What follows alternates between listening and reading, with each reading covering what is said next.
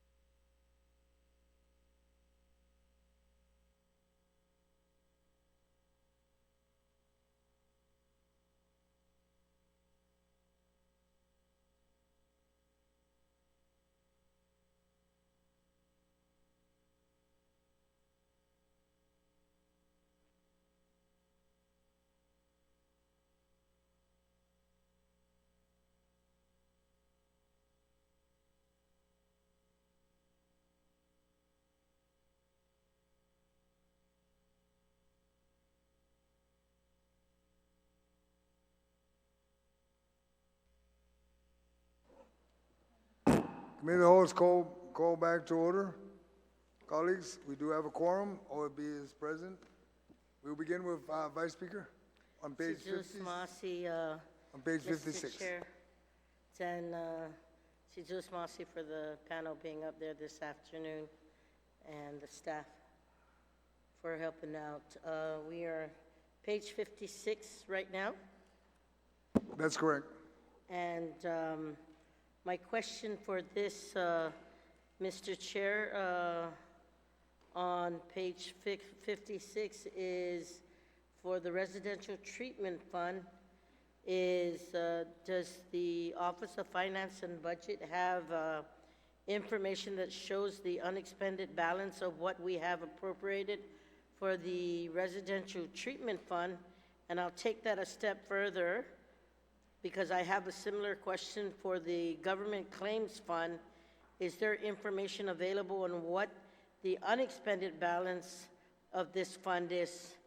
So basically, Mr. Chair, to OFB, are there any unspent monies that will carry over to next year? Just a verification on both those funds, sir. Unfortunately, Vice Speaker, I don't have what the available balance is on the Residential Treatment Fund. The only thing we can say right now is based on the expenditures reported by DOA, that amount is anticipated to be the same amount required for FY25.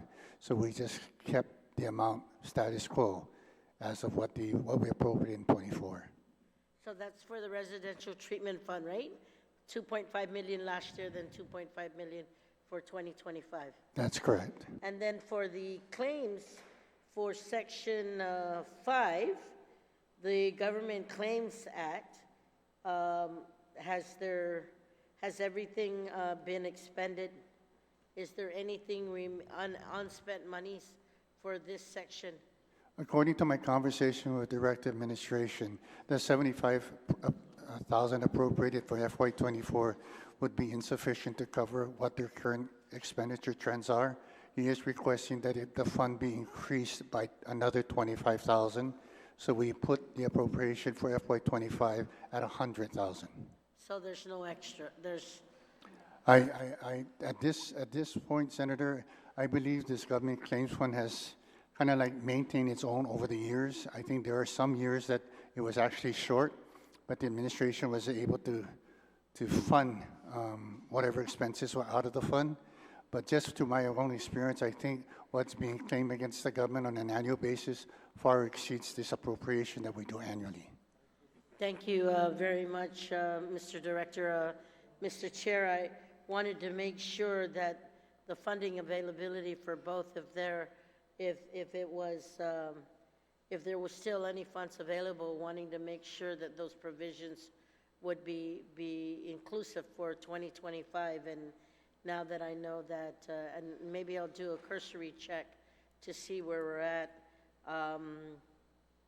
I know we can't bookmark this for later, so we're going to finish the chapter, but just wanting to make sure that the levels, I do know that in previous years for the claims funds, there was never really enough for the government claims that are out there.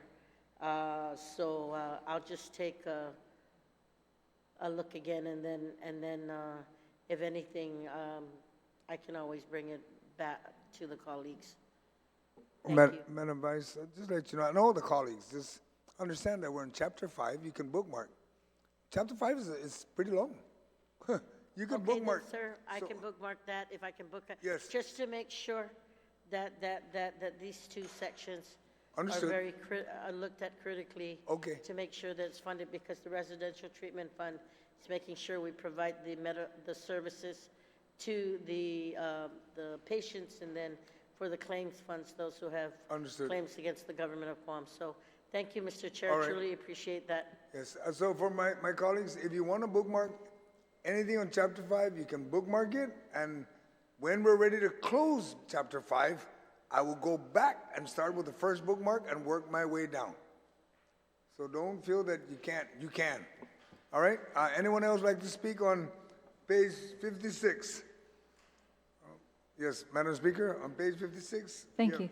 I just wanted to check, so I saw an ad not too long ago in the newspaper regarding COLA, and it was asking for COLA certificates to, I guess there still must have outstanding COLA certificates. So I'm wondering, how are those paid? Is that paid through the claims fund? The ones that are still pending? I just saw the ad maybe a month ago. Are you referring to the outstanding COLA that goes back so Oh, many I'm not years? talking about COLA for retirees. I'm talking about that, remember the lawsuit COLA? Yes. So they had certificates for Yes. unpaid COLA from previous years? Yeah, Yes. those certificates, yeah. I'm not too sure whether or not those claims can be claimed under the government claim fund. I'm sure there's a limitation on how much you can claim through the government's claim fund, but if I'm not mistaken, There's no way 100,000 would be enough. I think on that issue, Madam Speaker, I remember at one time the administration did say they had the checks. They were just waiting for folks to come in and claim it. So the checks are probably still there, and it's just a matter of anybody, I don't know what the ad was. If you can tell us more about what was the ad? It's telling those who had outstanding, and then it had a list. Yes. Outstanding COLA certificates to come in, yeah. And claim it. Yes. Yeah, so it's not processed through the government claims. That's something that was already settled. The money's already sitting there waiting to get the checks out. Okay, I just want to make sure that there's enough money, because I don't want them, I know that they're getting old already, and they must be having to look for them quickly, right? If so many of them have already passed. All right. That's it for me on page 56. All right, anyone else on page 56, so we can close page 56? Or let me go back. I'm not gonna close 56 because it's been bookmarked, okay? We will now go to page 57, and there's 7, 8, 9, 10 sections.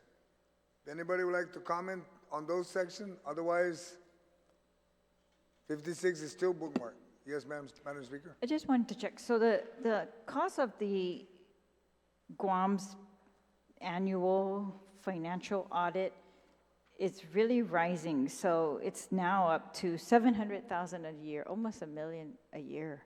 That's And correct. the single audit on the TAF, is 20,000. The single audit on the Healthy Futures, 20,000. Each of the agencies with their own funds has to do their own audit, so probably paying similar amounts, right? 20,000 or something. Right. But- As a matter of fact, I know on the DOA side, there's 120 plus thousand increase. Based on our spreadsheet, that Right. 155 correction. Is there any recommendation by OFB as to how to stem that rising cost, right? Like, are there certain funds that we can audit every 2 years or anything like that, or that would jeopardize our overall audit? Or what other ways are there to stem that cost?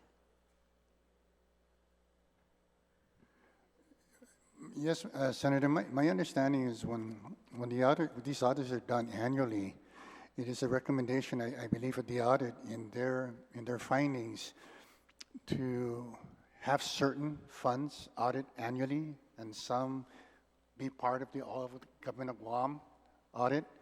And I believe those funds that are recommended to be done annually are funds that have large amounts of money. There's a lot of transactions that goes through. So they want to make sure that everything's happening within those funds are accounted for and posted correctly, whereas the smaller funds are not required to be funded annually.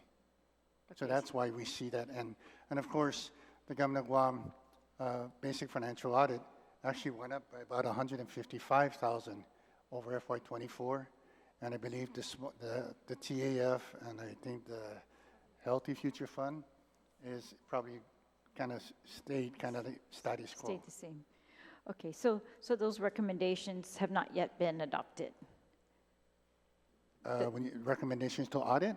No, the one that you just spoke about, the recommendations you said that are in the annual audit that says that some funds I believe the ones that are We being can treat audited now are as a result of the recommendations. So they're the ones that actually So being we're audited. in line now with the recommendations, okay. For the most part, yes. All right, so no other way to stem the costs, increasing costs? Not that I foresee at this moment. Okay, all right. I know less competition right now. Okay, thank you. Any other question on page 57? Oh, yeah, sorry, one more, Mr. Chair. Yes. Just the Academy Charter Schools, I tried to raise this earlier. This is, it says, so this increased from 66 to 143,000 from FY24 to FY25, and it says in here, it's to support full-time staff for this council. Would this be new, them having full-time staff, or they already have full-time staff?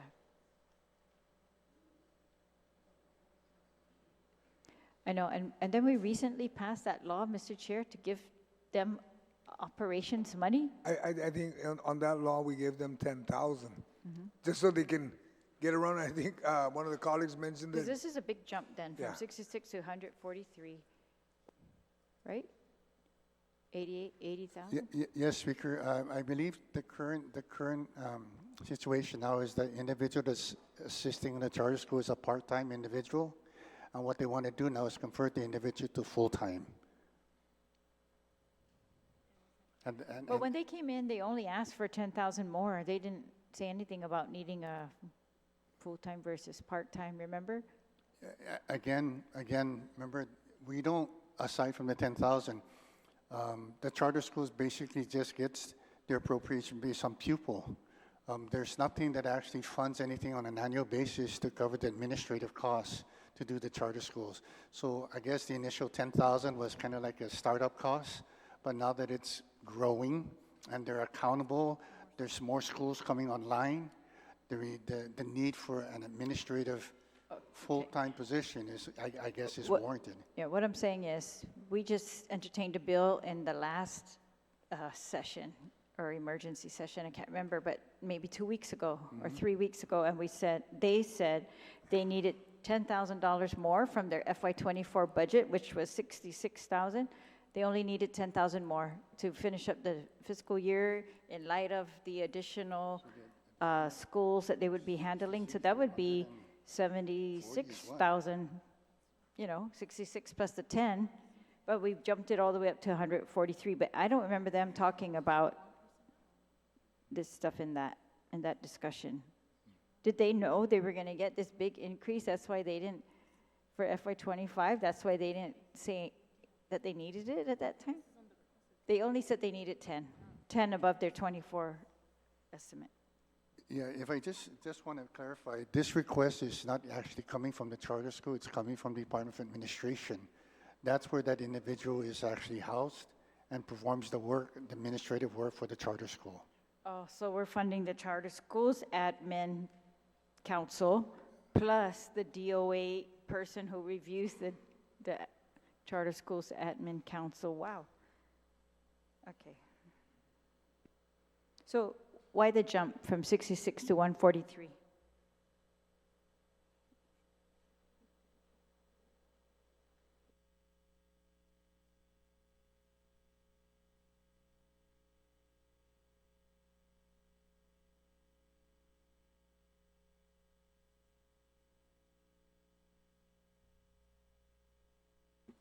The increase, Senator, also includes the need to hire an additional accountant one.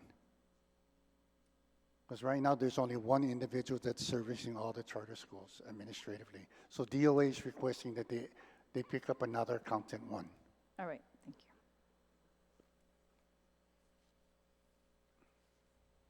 you. Does anyone else like to speak on page 57? And if not, remember, page 56 is the only one bookmarked. We will now close page 57. Yes, Senator Paris. Yeah, thank you, Mr. Chair. Just something about the streetlight appropriations. And I do recall that there were going to be, DPW was going to, and I guess, upgrade a lot of the streetlights to LEDs. And I believe there was testimony provided that there was going to be a 20% savings in regards to electric bills. And I just wonder, I know this is specifically to Guam Power Authority, but, Yeah, just, I guess, just registering concern because this doesn't address all the streetlights that are needed out there because there's other areas that need poles, right, that are not necessarily run by GPA. So just a problem, potential The issue. only thing on this one, Senator Paris, is that this is the bill that they would normally send us. That's how we're funding it. I'm double checking if they increased amount. And you're right, there are a lot of dark spots on island that we like lights on. I mean, I like it to look just like Tumon. That's what I've been proposing, go solar. But we're just confirming it right now. I think the amount here is pretty much the same. I don't think it's changed. Yeah, because it's coming from registration. That's correct. The portion of the registration. Right. Yeah. So if there's going to be an increase, I mean, I'm hoping if they do upgrade to LED soon, we see the cost go down, but more lights will come on. Right, right. So As that's a matter of something I'll be fact- looking.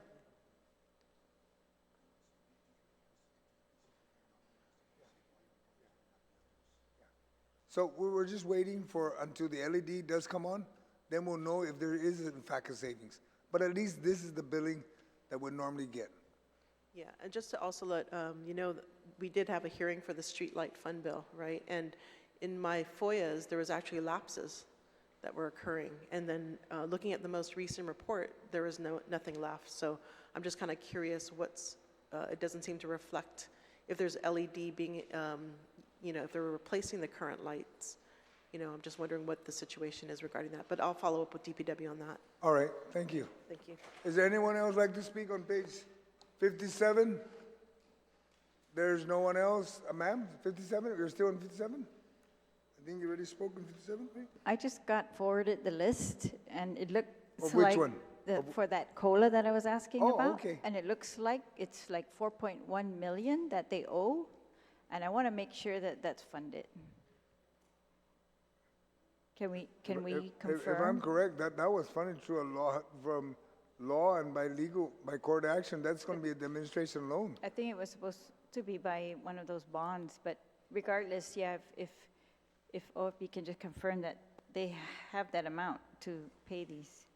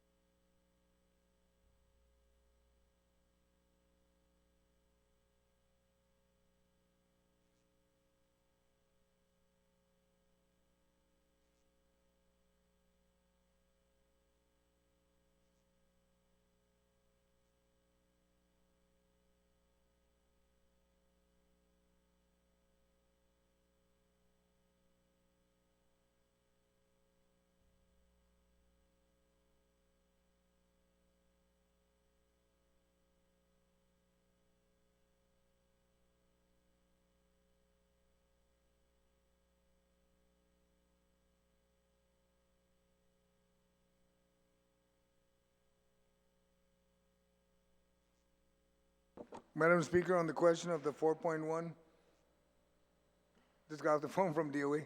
If anybody comes in to claim, they do have the money for it, to pay it.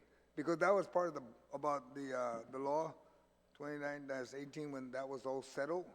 So they're pretty much, it's like money in the bank waiting for 4.1 to be issued. So we're just waiting for that. So when they do go down the claim, there is funds to pay it. Okay, my understanding is that they haven't paid on some of these, but, okay, we'll follow up on that. Oh, Thank well, you. for the people of Guam listening, That's a Lola COLA. right, yeah, if you got an outstanding payment due or certificate, please go down and make the claim and collect your check. All right, anything else, ma'am, on page 56, 57, correction? Nothing else? Anyone else on page 57? 57 is now closed. We're now on page 58. On 58, does anybody want to speak on page 58? Ma'am, Madam Speaker? Mrs. Masi, I know we asked this last year, but can you just explain one more time why on subsection 12, we pay the Basketball Federation $200,000?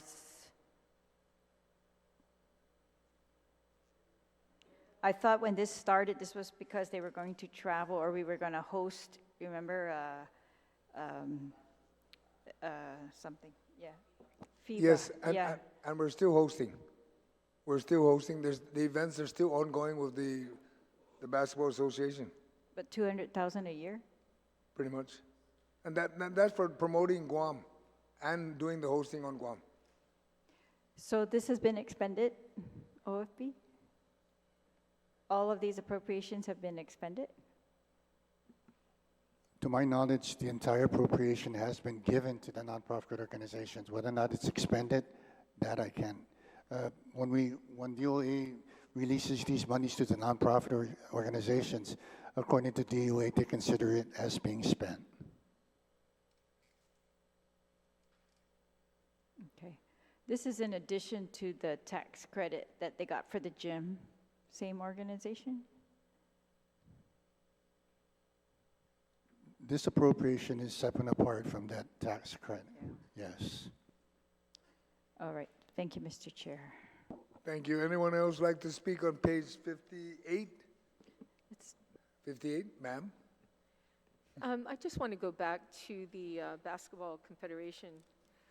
So it's the responsibility of the government of Guam to fork out $200,000 every year for them to host a conference basketball game on Guam? Is that the intention of this, or was there a law that was passed to require us to give $200,000 every year to the Basketball Federation? No, there's no law that Okay, requires. so there's no law. Right. So we're required, as the government of Guam is required to give them $200,000 every year to host a basketball tournament. To promote Guam overseas and on Guam, also the basketball tournaments. So they don't get any money from GBB, where a lot of the, sports, they call them Sports Ambassador Program over Right. at GBB, where they go? Unfortunately, they don't. And they also were able to actually promote and upgrade also UG's, the basketball court. They upgraded They were the, able to upgrade all of that with other sponsors. with They their, Yeah, they upgraded Cabo's, yeah. So the University- UOG's gym, the field house. yeah, the field house, so the Right. gym, but, I mean, they're a nonprofit organization, right? And they go after, donations and funds, and, in other words, they, fundraise for their association. But now it's, the government of Guam is now responsible for giving them $200,000 every year for this. Do we do the same thing for all the other sports? Like soccer, football, tennis, On a point of information, ping Mr. Chair, pong? on a point of information, Yes, ma'am. I can't speak for all of the sports, but I can speak for several of the sports that we have. We have given funding for that has extended a very long way. We do have a public-private partnerships with, like for the Guam Football Association. We do have it for the tennis. We did have the public-private partnership for the baseball. We did have it for table tennis when the competition was being fostered here. So I just want to know, the answer was yes we have, and yes we've done, and yes we've provided those Yeah, but I'm- services based on that, Mr. Chair. Oh, okay, I'm All sure right, we've thank you. donated, I'm sure we've donated to all these sports. I remember because I was part of the table tennis when they were putting it together. But we're not doing it every year for table tennis, are we? That was my question. Do we do this every year for every sports athletic team on Guam that's dealing with this? I mean, we're just only favoring this particular basketball confederation group? I mean, there's tennis. There's other. And you're right, Senator Tidy, we don't. But this was a request, we've been getting this request from the Guam National Basketball Association, and that's why we put it in. Now, okay, if you like, we can nip it, but I'm just saying, this is promoting our international team. Yeah, and we That's have all it people is. going off island too, track and Yeah. field, swimming. We had a group, we had women's basketball, I think in Amazing. Australia. you know, but are we giving them 200,000 No, a year? the women's basketball is part of this group. Well, there's tennis, there's I swimming, there's baseball, quite a bit of our softball leagues that Understood. go off island and represent Guam and are ambassadors of Guam. It's just that it's showing here, we're just favoring this one particular group of individuals. I think if we're going to take this 200,000, let's spread it out to all of these sports, you know, sports Understood. groups. You know, it Understood. should be done that way. I can understand that, Senator Tyree, but this group have asked. If the others ask, then we'll take a look at it. If You they're know, it's just a listening matter now, of- Mr. Chair, because if they're listening No. now, I'm pretty sure they're going to be calling and asking for the same thing. And there wouldn't be a problem because we take a look at it, then we'll sit down with all of them and say, okay, Nangasa, one colleague already said, we're going to have to share it among all of you, and then we do the split, Yep. and it'll be easy, Okay, well, okay? Thank you. we just want to be able to be fair, and I think we need to be fair with all sports. Okay, thank you, Mr. Chair. Thank you. Even gymnastics. Yes. Okay. No one else on page 58? 58 is now closed. Okay, now we're on page 59. Still not yet. 59? Anyone would like to speak on page 59? Everything's about DOE. Senator Canata? Page 59, sir, in subsection 14, with the FMIS, that's what I'm trying to comment on. We're on page 59, Yes. right? Yeah, they're down at the bottom of the page 59. Yes, ma'am. Yes, Can we sir. discuss that, or do? Yes, you can. Okay. You can discuss that. Anything on page 59. Okay, I'm just trying to clarify, is this FMIS system $7 million for this year, or is it a continuing cost every year? Are we paying off the contract with this 7 million or 7.1 million, right? My understanding, Senator, is this project have a lifespan of 5 years. It started 2 years ago. I believe the initial amount that was appropriated or was paid out was a little over 10 million. I believe this year is roughly about 8 million. What is being requested for FY25 is the 7.1 million you're looking at. As the years go down, I believe after this year, there'll be two or three more years before the project ends. And by the time it gets down, I believe to the last year would be whatever the remaining balance we have not paid. I think the total amount of the contract was roughly like $30 million over a 5-year period. So there's no set amount every year. It's just as we go along they'll see what is required of the system to be up and operational, and then they'll work with the consultants and the contractors to get it up and running at that point. Okay, I'm just curious because it doesn't seem like the system's working entirely. I just want to be frank and forward, right? We've been having delays with our CRE report. We don't even know if our CRE report's correct because we don't know if the system's correct, or so, you know, 7.1 million, I know that this is someone's baby project, but if it's not working, I don't know, we're going to continue that cost down. I mean, we signed a contract, but I'm just very much curious on the deliverance of its services. It's a really huge buck for us to swallow do you recall what the initial cost was? I probably wasn't even a senator at the time, right? When it was I first believe, awarded. Senator, the initial cost of the 5-year period was roughly a little over $30 million. Wow. Okay. Nothing further on this page, Mr. Chair. Thank you so much, Mr. Steve. Thank you. Stand by, Senator Fisher. Madam Speaker had her hand up. You wanted to ask a question on page 59? Yeah, just same follow-up with that. Okay. Did I miss how many more years this is for? I believe the total contract, Speaker, was for 5 years. I believe we are in the FY25 would be the 3rd year of the contract. Yeah, so it started off 10 million, then 8 million, then 7 million this year, Yes, and 2 more years of this? 2 more years. And you're saying, wasn't there like an additional, I don't know, task order or something that they had to pay also because they say it wasn't running right, and then they had to pay more in addition to that contract amount? And that is why, Senator, I don't think, at least at this point, I can honestly tell you what the cost of that contract is.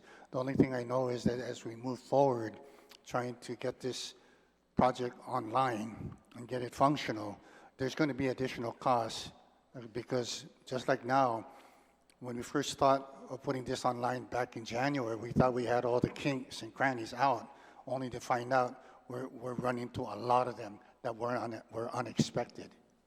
And that's the delay in getting it actually online. Is OFB now have access like they used to have for the AS400 with this system? Unfortunately, no. Again, like I said, they're trying to parallel both of these systems up and running.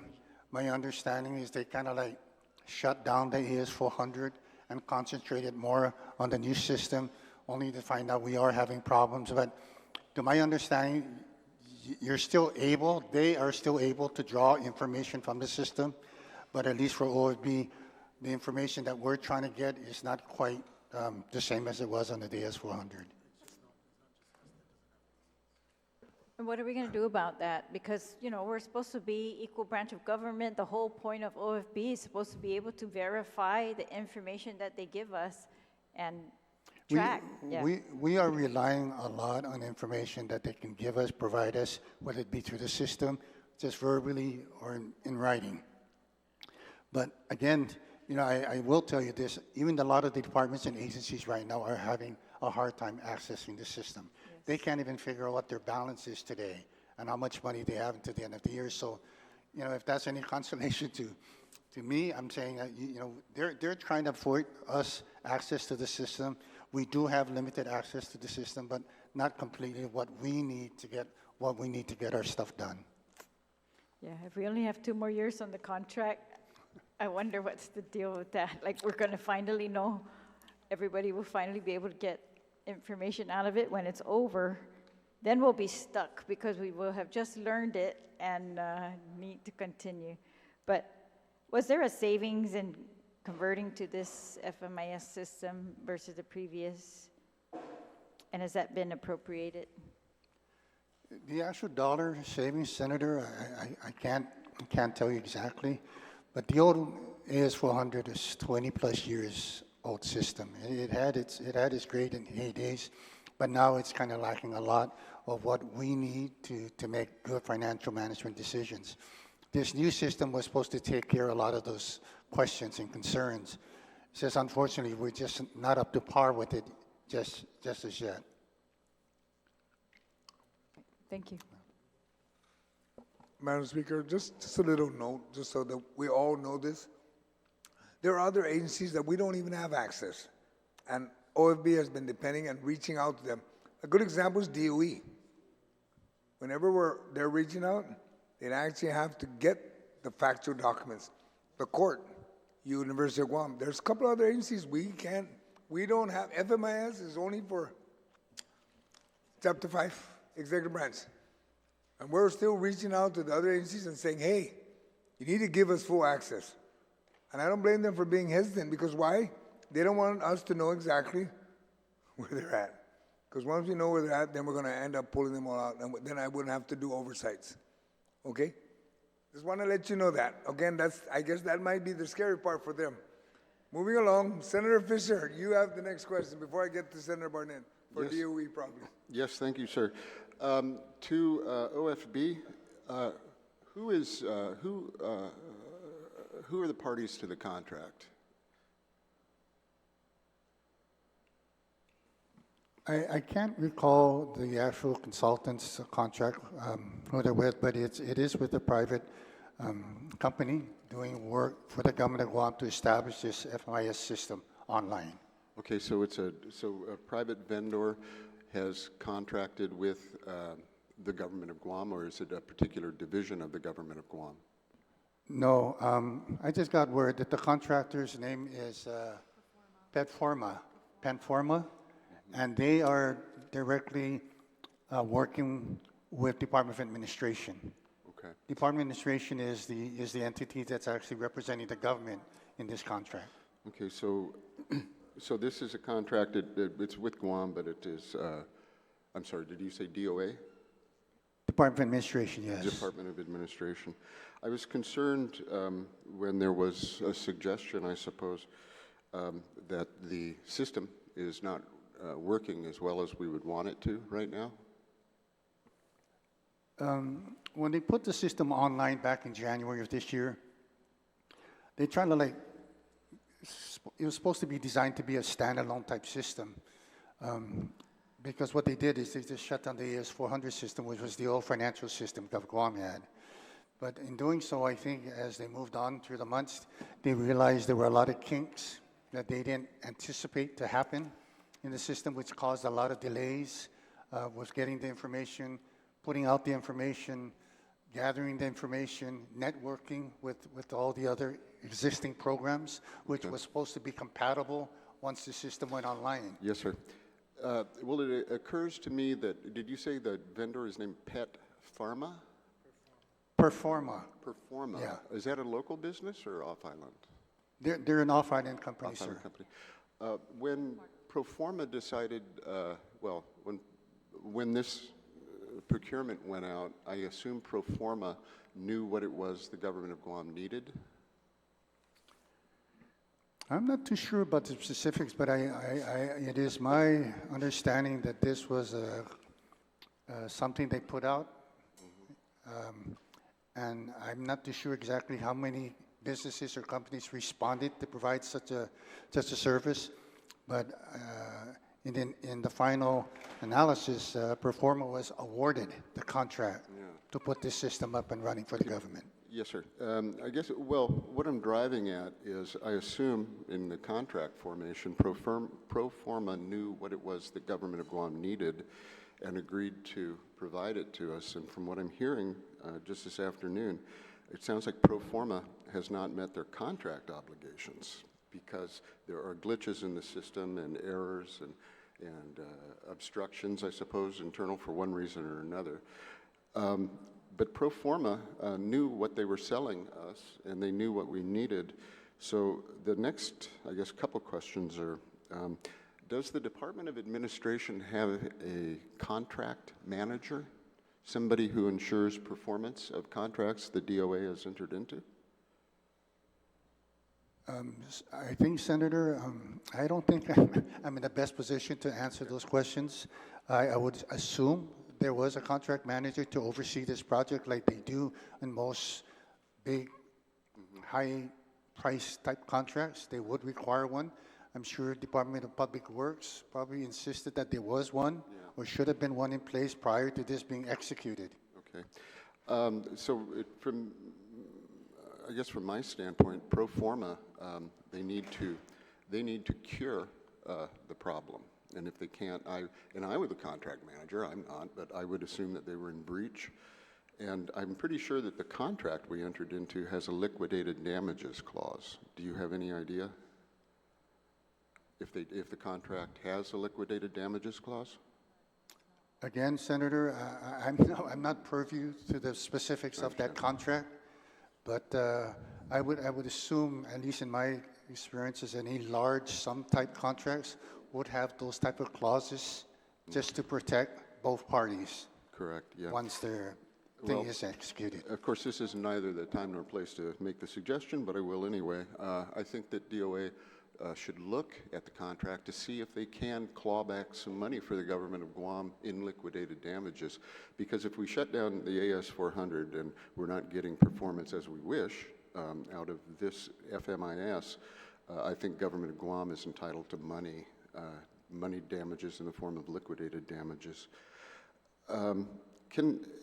Again, I apologize for asking you about details, but you might know this. Is this a lease agreement that is expiring, or will we own the software at the end of the contract? I understand, Senator, this is once we complete the initial setup and them providing us the necessary support system to get the system up and running, the system is owned by the government of Guam. Okay, well that's good, then we wouldn't have these large outlays.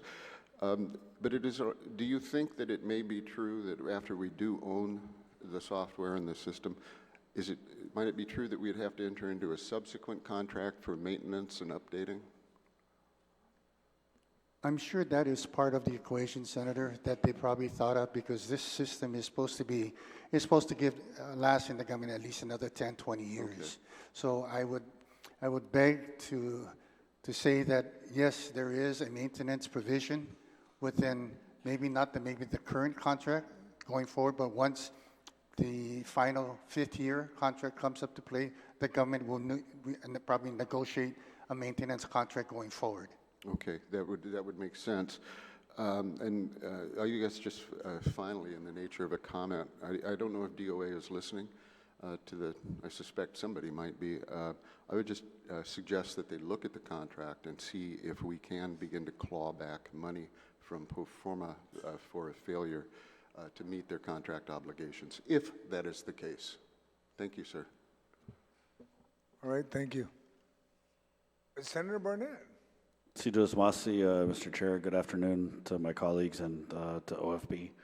I just also wanted to make some comments regarding the financial management information system. Mr. Guerrero, when we started out on the revenue projection chapter and Mr. Byrne was here, I believe I had asked you if you had access to the financial management information system, and you had responded, yes, you do, but now you're saying that you have some issues or challenges with access? No, Senator, I did. I did say that we do have access to it, but our access is kind of limited to what we can access that we need to actually to complete and do our job. So when you compare the access that you had to the AS400 versus the access that you have to the new financial management information system, how would you make that comparison? Well, the AS400, of course, we were very comfortable with. We knew how to extract the information from that system. The new system that's coming online is supposed to provide more detail, more across-the-board type of information, rather than the way we used to do in the AS400, where we actually go in there and actually had to fine-tune and pick out what we wanted. But the system, now the new system, is able to give us specifics. The only problem is that we just can't get those specifics now. But we were promised, I was talking to Ed Burns, is that they are working on it. The modules and everything are set up. It's just a matter of fine-tuning it so we can actually get access to those portals. Yeah, in your comments here today, you had said that you get the information from, I guess, DOA, BBMR, but are you able to verify the information independently if you're not getting the same access that you used to have to it?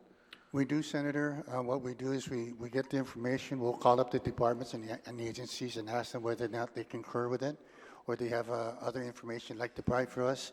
We'll use whatever access we have, whatever data we have historically, or the most current one we can get, and compare it. And that's all we can do at this now. We can make the assumptions of what can happen, should happen, or will happen, but that's the best we can do right now. So how many years have you been with OFB? This is going to be my 6th year. Thank you. So in the 6 years you've been with OFB, would you say that for this budget cycle you've had the least access to the information you need compared to prior years? To be honest, yes, only simply because this is a new system. We're still adapting on how to extract this information. I know the information's in the system, it's just a matter of extracting it for our needs. So with that being said, to what degree do you, or would you say that we're to some extent flying blind through this process? Blind, well, there's times I think that we are kind of like in the dark on how to address things and how to move forward on things. But when you get to that point, we just got to do the best with what we have to make sense of all this, to make sure that whatever we do to move forward is something we can still substantiate. But there's always that degree of risk. There's always that degree of uncertainty. And just like we do the revenues, we're projecting, $906 million for next year, assuming everything stays constant. But all it takes is just the other day, Public Health declared a monkeypox pandemic, I think, public health. They said there's a pandemic. And, God forbid we got a pandemic like we did in the COVID-19 that just shut the government down overnight. We don't want that. If we can get these things and just have time to kind of massage it and move forward, put things in place to minimize the impact, minimize what we know, what we didn't know at the time, but what we know today, yeah, we can do it. But this whole process is just, it's not a guessing game, but we just do the best we can of what we know today. What happens tomorrow is a different story. Right, I get that the projection part is, Yes. assumption Yes. and guesswork, but I'm new at this, but I'm assuming the real, meat and bones and the actual needed black and white stuff is with the agencies. So if we don't have access, are we basically just taking the executive branch's word for it? Not necessarily. To some degree, yes, Senator, I'll be honest with you, yes. I mean, where else am I going to get the information? Yeah. So if there was other avenues, other recourses, other options, I definitely would be looking into it. But right now, if that's the only thing that's available to us, to at least give me some sort of assurance that I can fall back on something and just say, hey, they're not going to tell me, yes, Steve, we told you. They're going to say, yes, Steve, this could happen. This is what we expect. This is what we anticipated. And I agree. So just with all due respect, when we ask you a question in here in the committee of the whole and you're doing your little thing on the computer there, which system are you accessing and how accurate can we assume the, totals and everything to be? Yeah, the information you're referring to, Senator, if you're talking about the budget bill itself, we have that. This is our own system. Right, This is right, our own yeah. information. But when you ask me what is the current balance of, say, the TAF today, I wouldn't know. I can get it to you and show you what the system says. Whether or not it's accurate, I don't know, but I can tell you what the system says. I can't tell you what we have here because this data is, we're talking about historical data and what we've collected thus far this year. So if there was, $3 million up under the couch cushion at DOA from, the rent they're charging at Hessler, or any other funds that, we're not able to see, there's really no way you would know? Whatever monies that are over at DOA in any account, whether it be the general fund or the 100 special fund accounts, those monies basically are there, publicly recorded in these accounts. They're publicly, they're supposed to be available to the public, especially to the legislature for us to do our work. But at any given time, whatever the system says, I take for granted that's what it is. Because now I could document it, I can print it and say, on this day, this is how much you told me it was. Tomorrow it could change, and they can have all the justification as why there's a difference. But at least for today, using the data today to project what we're going to do tomorrow, that I feel comfortable with. But there's always a possibility that it will change, and they can justify it, and I'm just going to say, okay, I'm good. But as of today, just like I will provide you information if you ask me, is simply what we have available today. Or what you can get when you call the various directors or whoever? Exactly. Okay. Yeah.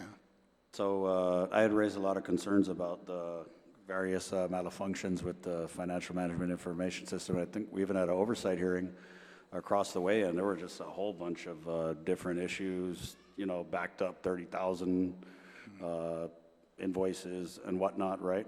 So I guess my question is, at any time during the crafting of the budget, did you have any conversation with DOA, BBMR relative to the financial management information system and say anything like, hey, Gatsing, we cannot really craft a budget because we don't have access and we cannot see what's really there? Or were you told just Nanga because we're still in transition, or what were you told if you did reach out? No, what I would do, Senator, is we ask them, what is the current status of the fund? What do you anticipate? What are your collections? What are your expenditures? So we use that as gauges how we prepare the budget moving forward. One of the things that's very interesting, it's always brought up on the floor, is what are the available balances of these accounts? And at any given day, we can tell you what the balance is. Whether or not that money is going to be available next fiscal year, I don't know. But you still have 2 more months to spend and obligate it, and you also have a huge amount in encumbrances that need to be liquidated. Not so much come September 30th, but at least 90 days after the fiscal year, which is December 30th. So those numbers change, they're fluid. So when people ask me what is the available balance today, I can give you, but I would caution that don't use that available balance as available monies to be used in the future, because it's not. I mean, did you express to Mr. Byrne or Mr. Carlson that, you know, hey, we cannot access what we want to Absolutely. access? They know, and they've been very helpful, Senator. I mean, Mr. Burns have been very helpful to try to get us to get access. As a matter of fact, they provided training for my staff on the system itself. So Vanessa and Llewellyn are very much familiar on how to do it. It's just, again, accessing the information on the system. Do you anticipate, Mr. Guerrero, that for the next budget cycle, you'll have the access? If I'm still around, yes, Senator. Okay, thank you. I hope we do, yes. Mr. Desmasi, Mr. Chair. Thank you. Anyone else for page 59? That being said, we will now close page 59. And we are now on page 60. We do have an amendment from Senator Paris. And it's to add another line, I guess, yeah. An additional line to the section, right? Yes. All right, go ahead and read it, please. Yeah, thank you, Mr. Chair. So what this amendment does, it adds another purpose for the use of better public service funds to go toward Internal Revenue Service, Revenue Agent, and Tax Compliance Officer training for the Tax Enforcement Division. And so in looking over the budget, there seems to be additional money that wasn't accounted for in the detailed budget. If you look at the Better Public Service Fund, there is a difference, increase over what was detailed in the budget. So hoping that that money can be used towards training. So in the oversight hearing that I had for DRT, there was a definite trend in loss of employees, and it's affecting the performance of DRT. And so what can help mitigate that is additional training. We all know training is an investment in our workforce, and it's also going to improve not only performance, it can improve morale, it improves service to the community. And, I've been told that, some divisions, some branches within this division have not received training since 2006. Some haven't received training since 2011. And so, a lot of things have changed during those times. We also hear from the public auditor that, we're leaking, I guess conservatively, $22 million in BPT from military contractors. And, now is the boom time for construction. And, it's important that we kind of beef up these divisions so that, we can collect what's owed to the community. I ask for my colleagues' support. Senator Masi. Madam Senator Pierce, because I'm formerly from Revenue and Tax, maybe I can take a quick recess, just I want to speak to you about it, and changing the verbiage a little bit, okay? Let's just take a quick recess, my colleagues.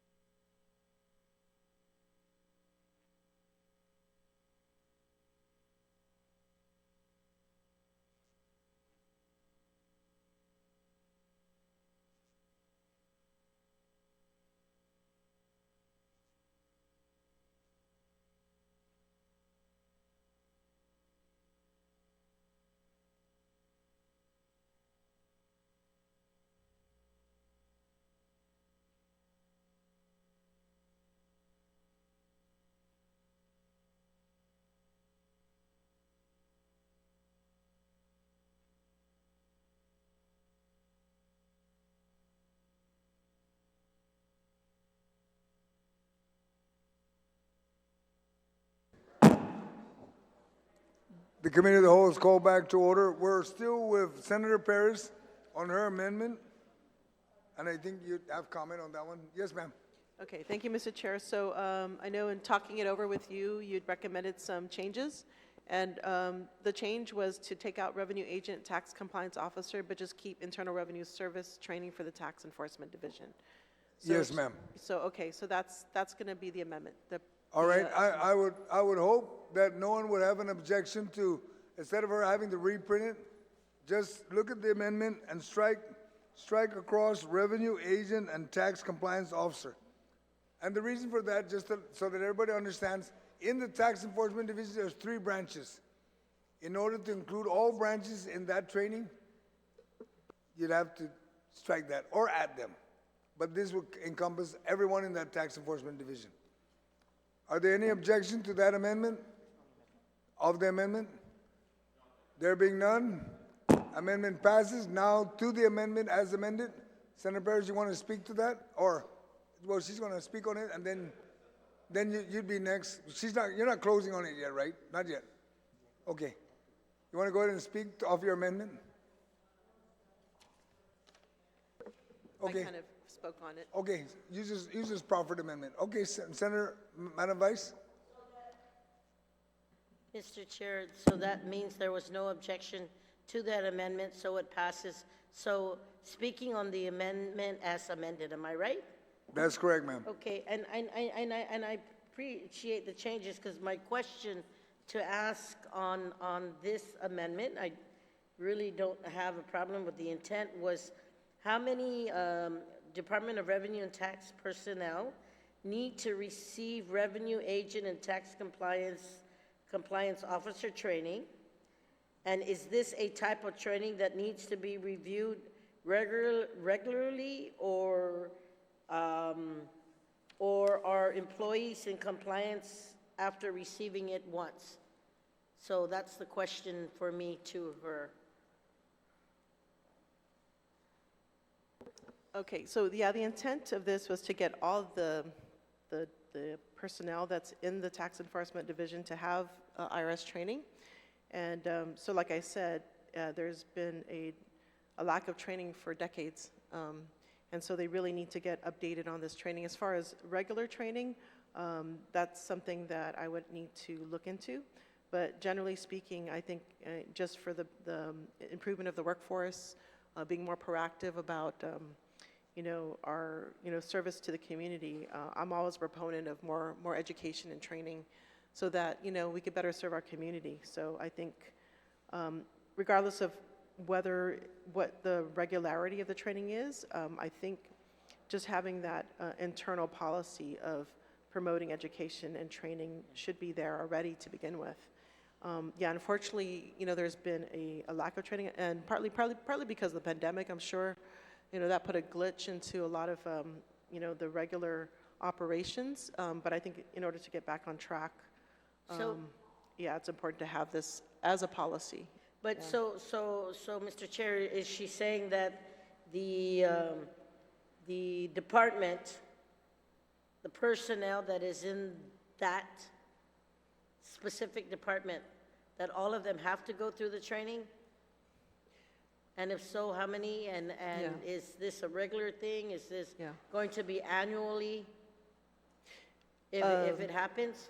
Because again, if you're looking at training and you're looking at compliance, is there going to be a fee assessed to this or not? That even if it's at a later time, just wanting to make sure that we're providing the proper resources or the proper manpower.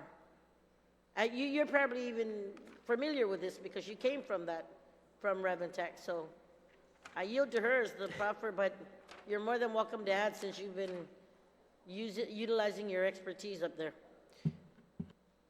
Okay, if I heard if you can, so you wanted to know how often, right? Is that the question? How many often? DRT, Department of Revenue and Taxation personnel, need to receive this revenue agent and tax compliance officer training? And is this the type of training that needs to be renewed regularly or yearly or every 5 years, or are employees in compliance after they receive training once? Because, Okay, sir, that's a lot as of in questions everything, it to needs deal with. funding. I appreciate the question from the Vice Speaker. Yeah, you're right, it needs funding.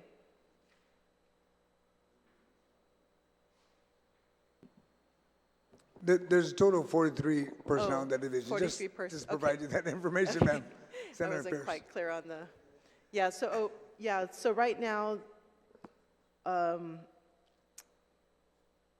regards, all of them need it, and I think they should get it equally.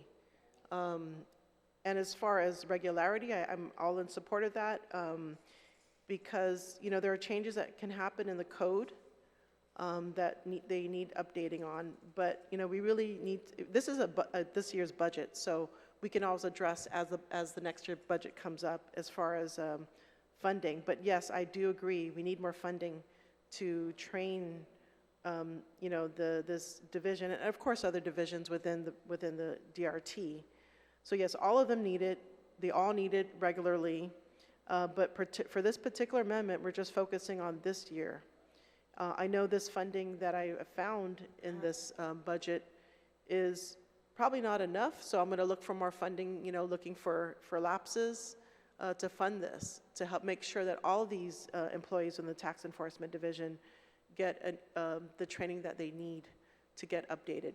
Like I said, 2006 was the last time some of these ever received training. A lot has changed since then.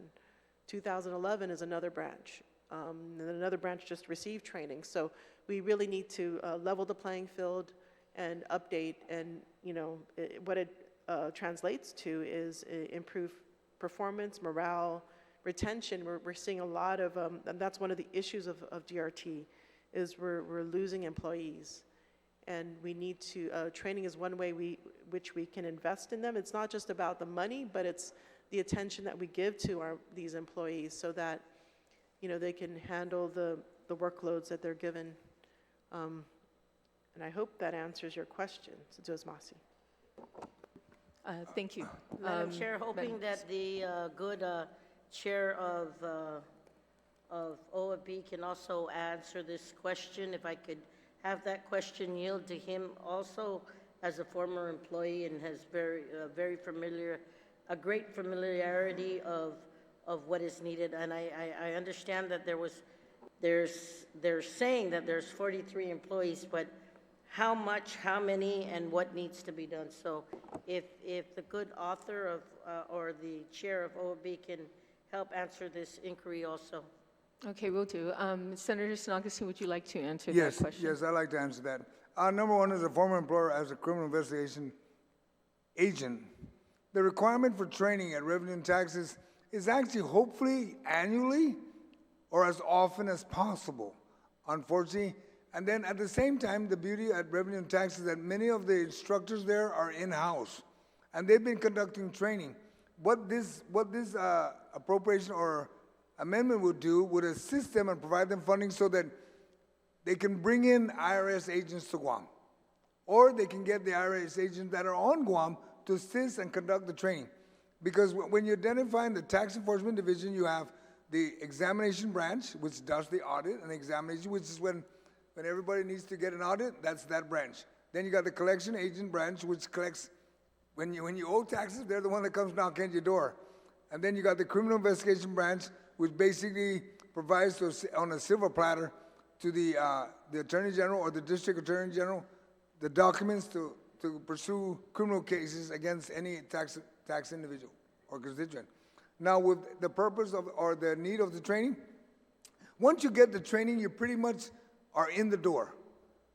But there's always a requirement for continuous training, and I thank the author of the amendment because this is something that's been missing at Revenue and Tax, and they've been working within their budget. But with this amendment, it actually gives them the foot in. And on the criminal investigation branch, normally the training that those agents go to is off island. And it requires a lot more than approximately maybe as much as 20 to 30,000 per agent. And they recently was lucky enough, I think 2 years ago, to get 5 of them trained. And they're back. But then annually and hopefully as much as possible is always preferred. And I thank the author of the amendment. Madam Vice Speaker, is that sufficient? Yes, Madam Chair, and that was one of the reasons why I really wanted the question to be answered, and I support the intent of the good senator from Barragata Heights, that the need for this and the opportunities to expand, but more importantly, for the employees of the Department of Revenue and Taxation to literally get the training that it deserves, to continue to get the training annually if necessary, and if there's assistance that is needed from outside expertise, then this would be that opportunity. So yes, Madam Chair, I do stand in support of the Sabina Perez amendment and hope my colleagues support its efforts, and thank the Oversight Chair of OFB for answering the question. Saina Masi. You're very welcome. Anyone else would like to speak on the Paris Amendment as amended? Senator Barnett, you're recognized. Thank you so much, Madam Chair. I just wanted to lodge my support and appreciation for the amendment, and also commend the author for, again, thinking on her feet and finding ways to increase and upgrade the abilities of the hardworking staff at Rev and Tax. Sidus Masi. You're very welcome, Senator Barnett. Is there anyone else who would like to speak on the Paris Amendment to the amendment?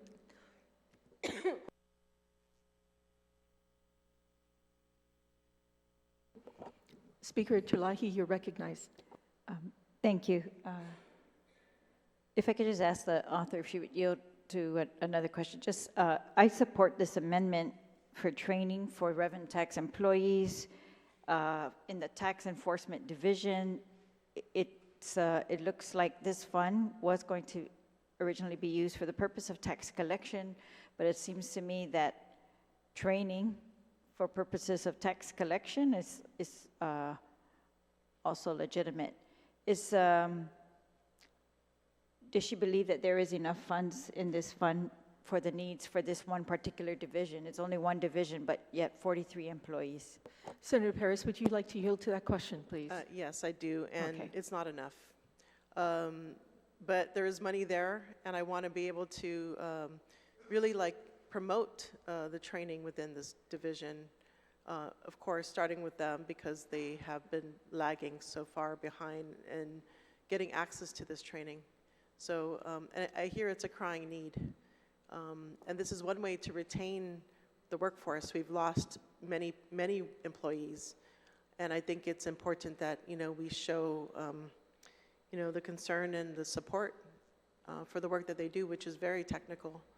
And, and it can help perhaps ease the, the workload and support, I guess, basically support their performance as well as the quality of the work, considering that they have lost staff. This is Masi. You're very welcome. Speaker Tulahi, you're recognized. That sounds excellent. If I could ask OFB, what is this 1.3 million? What were they asking, what were they planning to use it for? Or what did they use it for last year?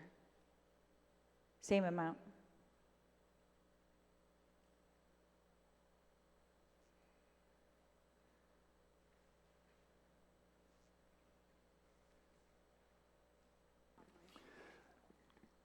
Yes, Senator, it's the whole entire amount was used for their operations, which includes personnel, supplies, materials, what have you. But it's basically for the operation of the division.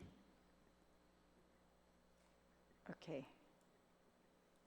All right, so nothing, but we were already funding those personnel in the tax enforcement division for collection purposes, right? I mean, we have tax collection personnel, but you're saying they took the Better Public Service Fund and used it for that, for personnel? They also use it, Senator, for contractual expenses.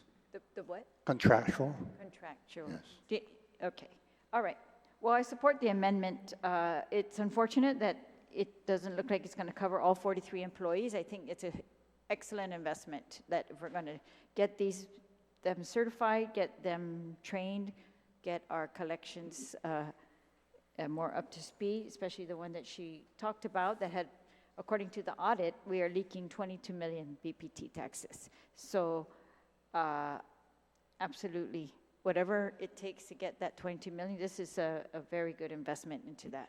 Sitos Masi, and thank you to the sponsor as well, Senator Perez. You're very welcome, Speaker Chalahi. Is there anyone else on the amendment to the, Senator Kanata, you are recognized. Thank you, Madam Chair. I just want to clarify if the author of the amendment had a ballpark figure of how much each training costs? Senator Perez, would you like to yield to that question? Yes, I do yield to the question. So my understanding was that it could cost about 60 to 80,000, or maybe upwards to 100,000 per training. So, you know, if we're talking about 3 different branches, right, it would be different types of training because they have specializations. So I guess my estimate would be 300,000. Thank you for that information. You're welcome. I also You're want- recognized still, Senator Kanata. Thank you, Madam Chair. I just want to clarify, this is a significant investment for, it's 60 to 80,000 per individual, or is it entirely?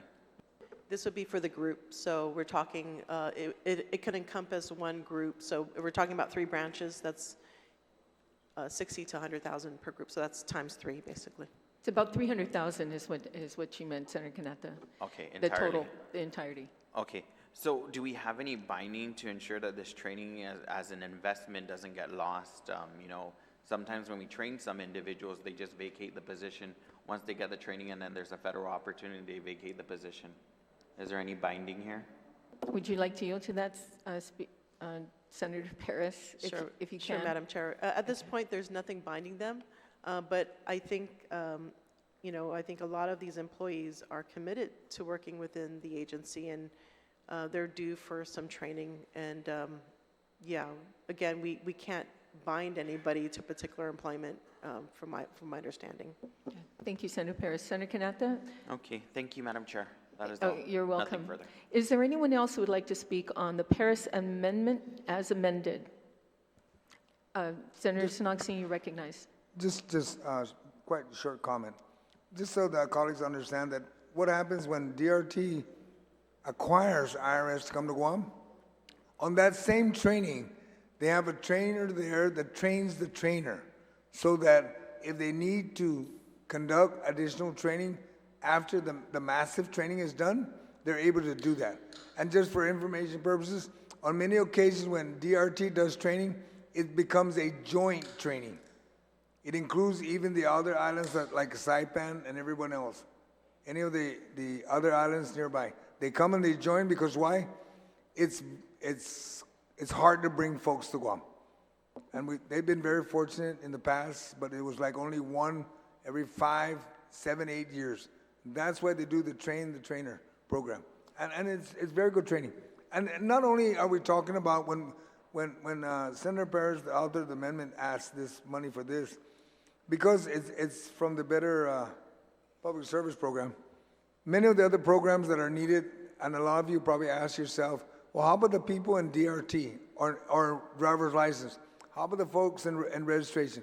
How about the folks in real property section? How about the folks in passport? How about the folks in the BBT? How about the folks in business license? Or how about the folks that handles compliance officer, which is the folks that does your ABC and anything else with regulatory with the businesses? There's many other areas in the department that are going to need training, but they've been working with the limited funds they have, and they've been going through many trainings before, but it's just very limited. And I thank the author for this amendment. This is a great start.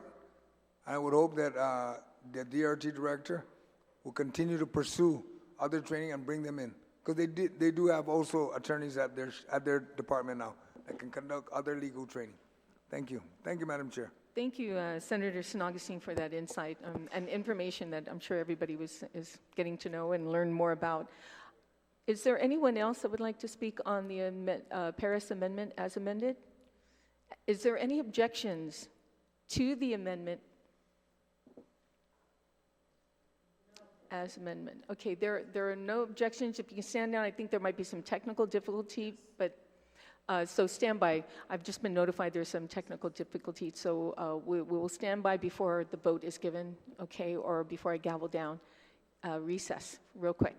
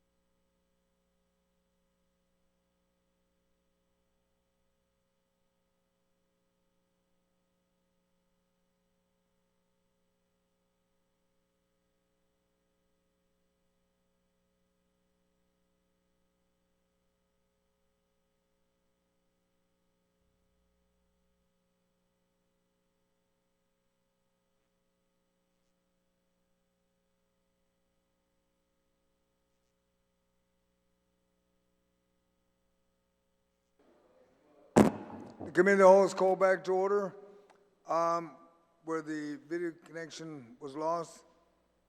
Are there any objection to the amendment? Do you need a closing on this one, ma'am? No, unfortunately, the video was disconnected, so if you don't need a closing, there's no objection right now, so we go ahead and just close on it, okay? There being no objection to the amendment as amended? No objection. Amendment passes, Senator Parrish. Do you have anything else for page 60, Senator Parrish? Nothing else? Does anyone have anything for page 60?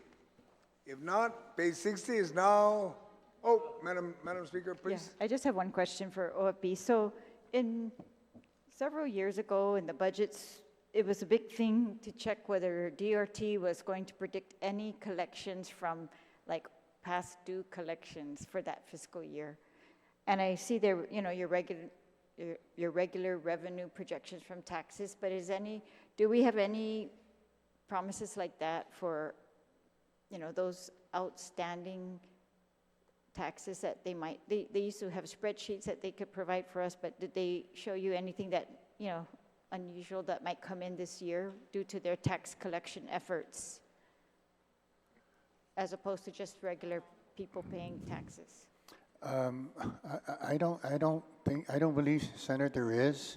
The only thing I mean, don't quote me on it, but from what I remember is that funds that are collected, say after the fiscal year, are deposited into that year's revenue account. It's not put back into come September 30th. Right.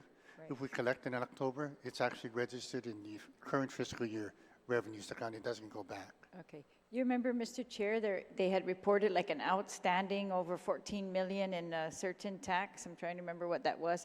You probably remember better than me. So for one fiscal year, we were, that's looking on for the that. tobacco. Yeah. And I've never received any information if they collected, but we can inquire. As a matter of fact, I'd ask the oversight if she can inquire from the director. Yeah. If we get something like that should be available for appropriation, right? Yes, it will be. All right. Thank you very much. Thank you. Anyone else? If not, we will close page 60, which is the Department of Revenue and Taxation. Thank you. We are now on page 61, Bureau of Statistics and Plans. Does anyone have any comments, questions, or anything for page 61? Madam Speaker? Yes, can you just explain the increase? So this went from 1.6 to 1.9 million. It would be small, except for those agencies that are very small, like DICID, who were cut and short. They need 300,000. This one went up 300,000. It went up 293, but I'll have OB respond. Yes, Senator.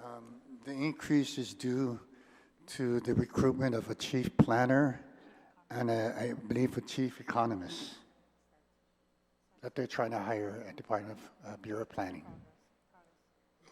So they're trying to hire. Yes, and we funded it going forward in FY2025. Okay, thank you.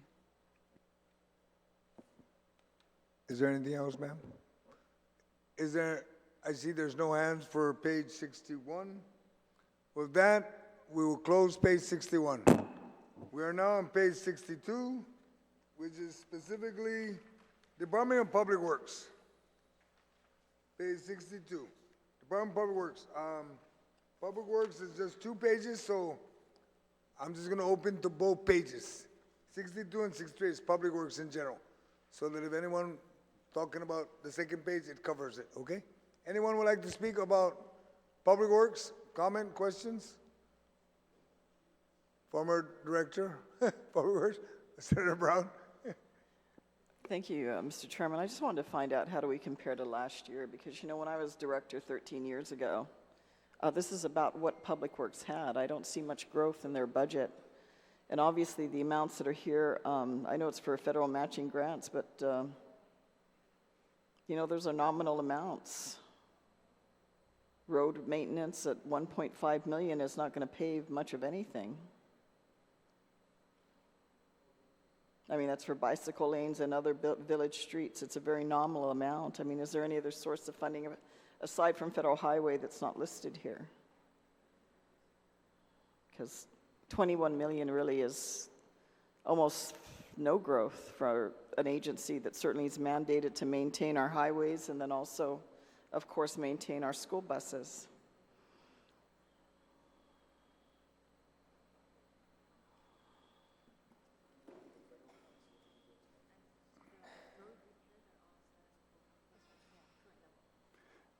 Yes, and the road repair appropriation and the road maintenance, the levels that we're recommending for FY25 is status quo to that of FY24.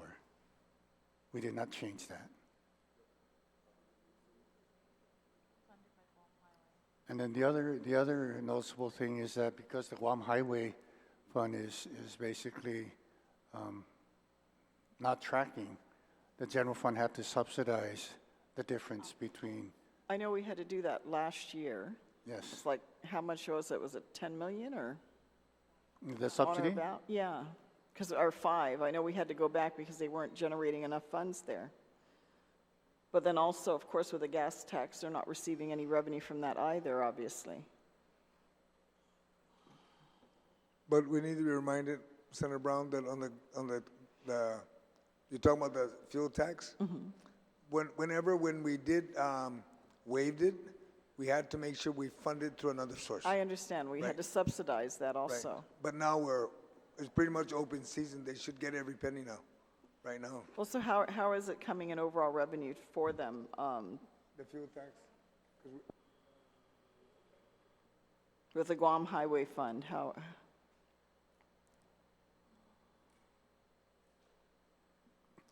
The question is, how much are we subsidizing the Guam Highway Fund? Well, in general, I assume, is that the only portion of the Department of Public Works we're subsidizing? I assume, because otherwise it's a direct appropriation from the legislature. We wouldn't be subsidizing our direct appropriation, so I would assume it would be the Guam Highway Fund.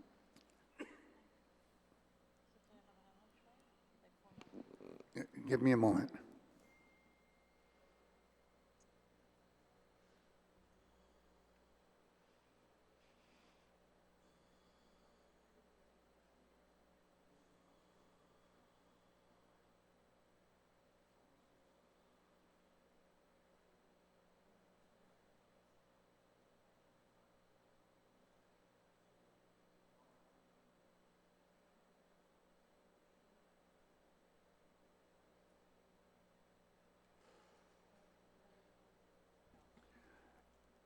Currently, Senator, right now, what we're tracking, the Guam Highway Fund, is probably a $4 million difference.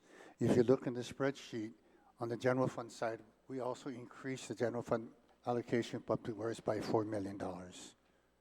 So they'll have an additional 4 million this year they didn't have last year? That's, yes, on the offset, due to And the offset. is that going to be dedicated to the highway program? Where is that money going to go? Basically, Senator, we put it under general fund operations. If they choose to utilize the funds in that program, yes. But we don't know. I mean, we're giving them an additional 4 million, but we don't have anything specific we'd like to see it go to? I mean, you know, it could, is it going to go through something we really need?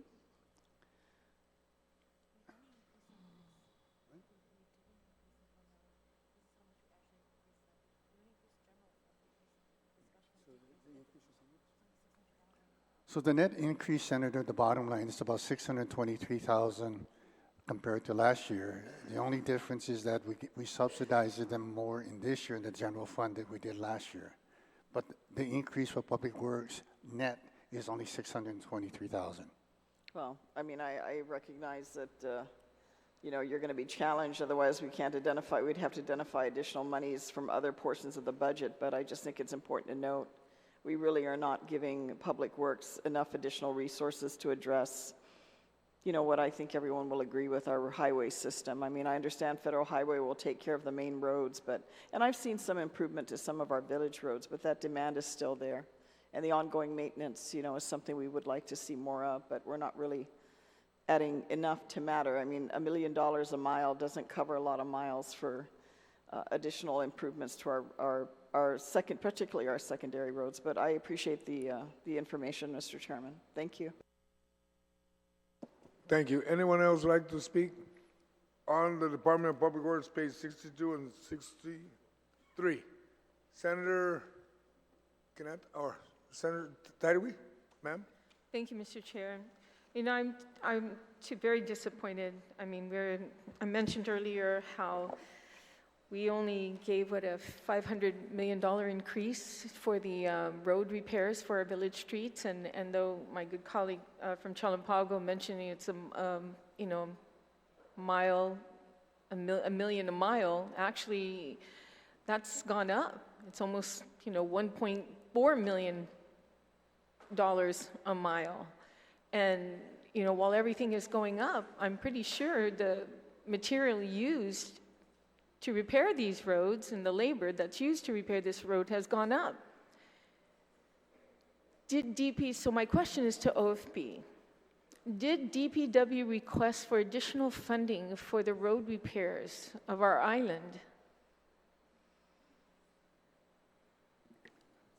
Senator, what they requested is what's reflected in their budget, and that is the level we funded the program. This is what was requested in their, okay, so they said that all they need is $2 million for all the village street and road resurfacing and repairs.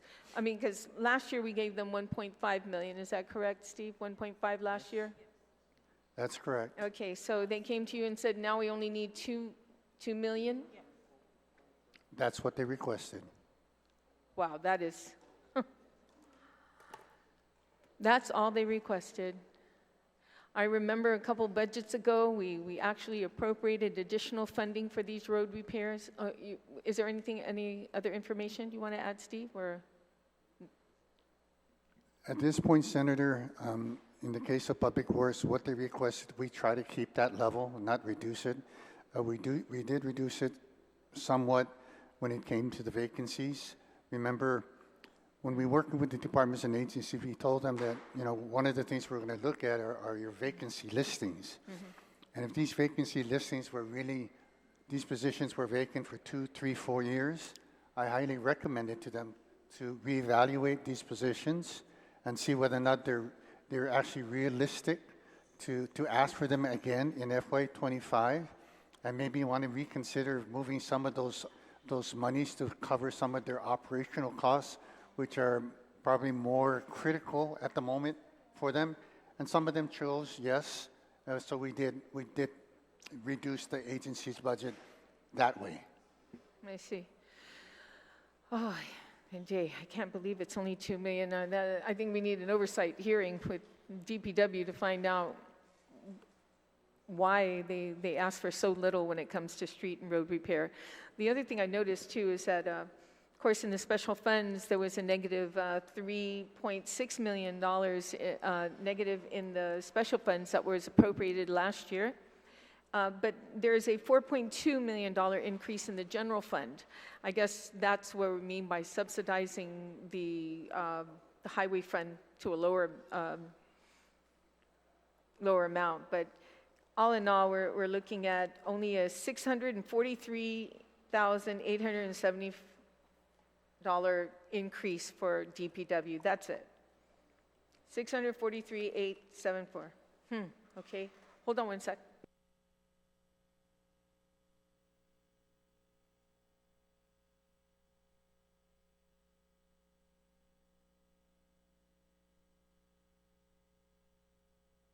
Yep, according to the information that my good colleague, Minority Leader Frank Blas has showed me, we definitely need an oversight hearing with DPW and find out what their expenditures, what they have and have not been spending, what is lapsing, what federal funds that were given to them, you know, for any kind of road repair needs to be done. But other than that, I'm seeing we did subsidize from the special fund, from the general fund, for special funds, 4.2 million, so. But other than that, like I said, it was about 600 plus thousand was the only thing that was increased for DPW. So thank you, Mr. Chair. Thank you. Anyone else would like to ask a question on Department of Public Works? And yes, The oversight chair was aware of your request for an oversight on them. Anyone? No one? Well, I mean, Senator Ganta, oversight chair, Public Works. Yes, do you have any comments? No, I just wanted to acknowledge Senator Talotadiwi's request. Certainly, we will have possibly a roundtable discussion with them to discuss what kind of revenues they need to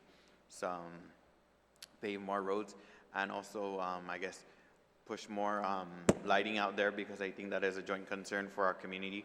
Also, striping and Dead Man's Curve has been a huge issue for us in the community as well. So we'll definitely be having a roundtable discussion to advise on those concerns. Thank you so much, Mr. Chair. All right, Senator Grant, and just for your information, Senator San Nicolas and I had loaned to them 2 striping machines to stripe the roads. With that, Department of Public Works, page 6263 is now closed. We are now on page 63. Guam Board of Registration for Professional, Guam Contractors License Board, I'm sorry, page 63. It was just page 62 is closed. Page 63, Guam Contractors License Board. Anyone would like to speak on that part? No consent, Madam Speaker?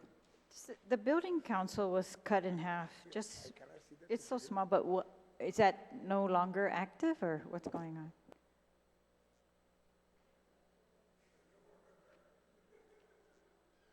The Guam Building Code Council. The allocation. Yes, Senator, we just follow what they requested. Whether or not they're completely active, full-time active, or part-time active, I don't know, but what they requested is what we funded.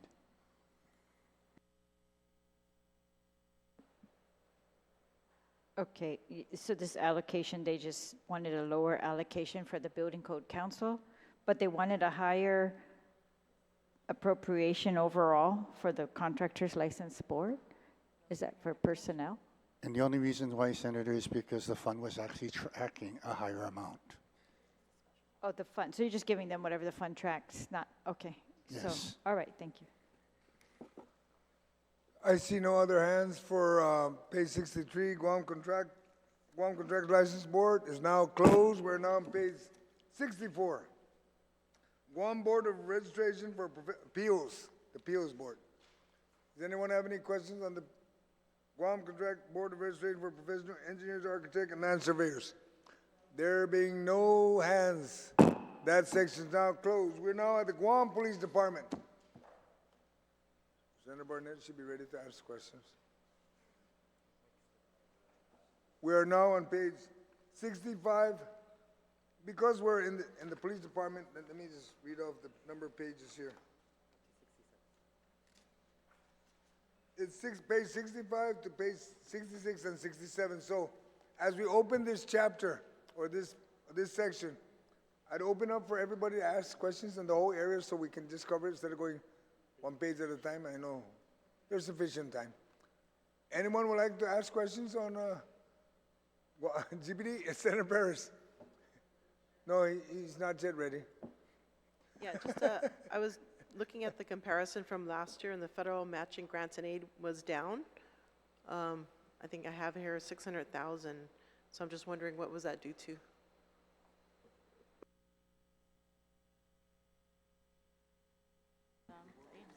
The reduction, Senator, in the federal grants and aids which required matching is basically in those programs that actually showed a reduction in their federal grants funds that they anticipate to collect in FY2025.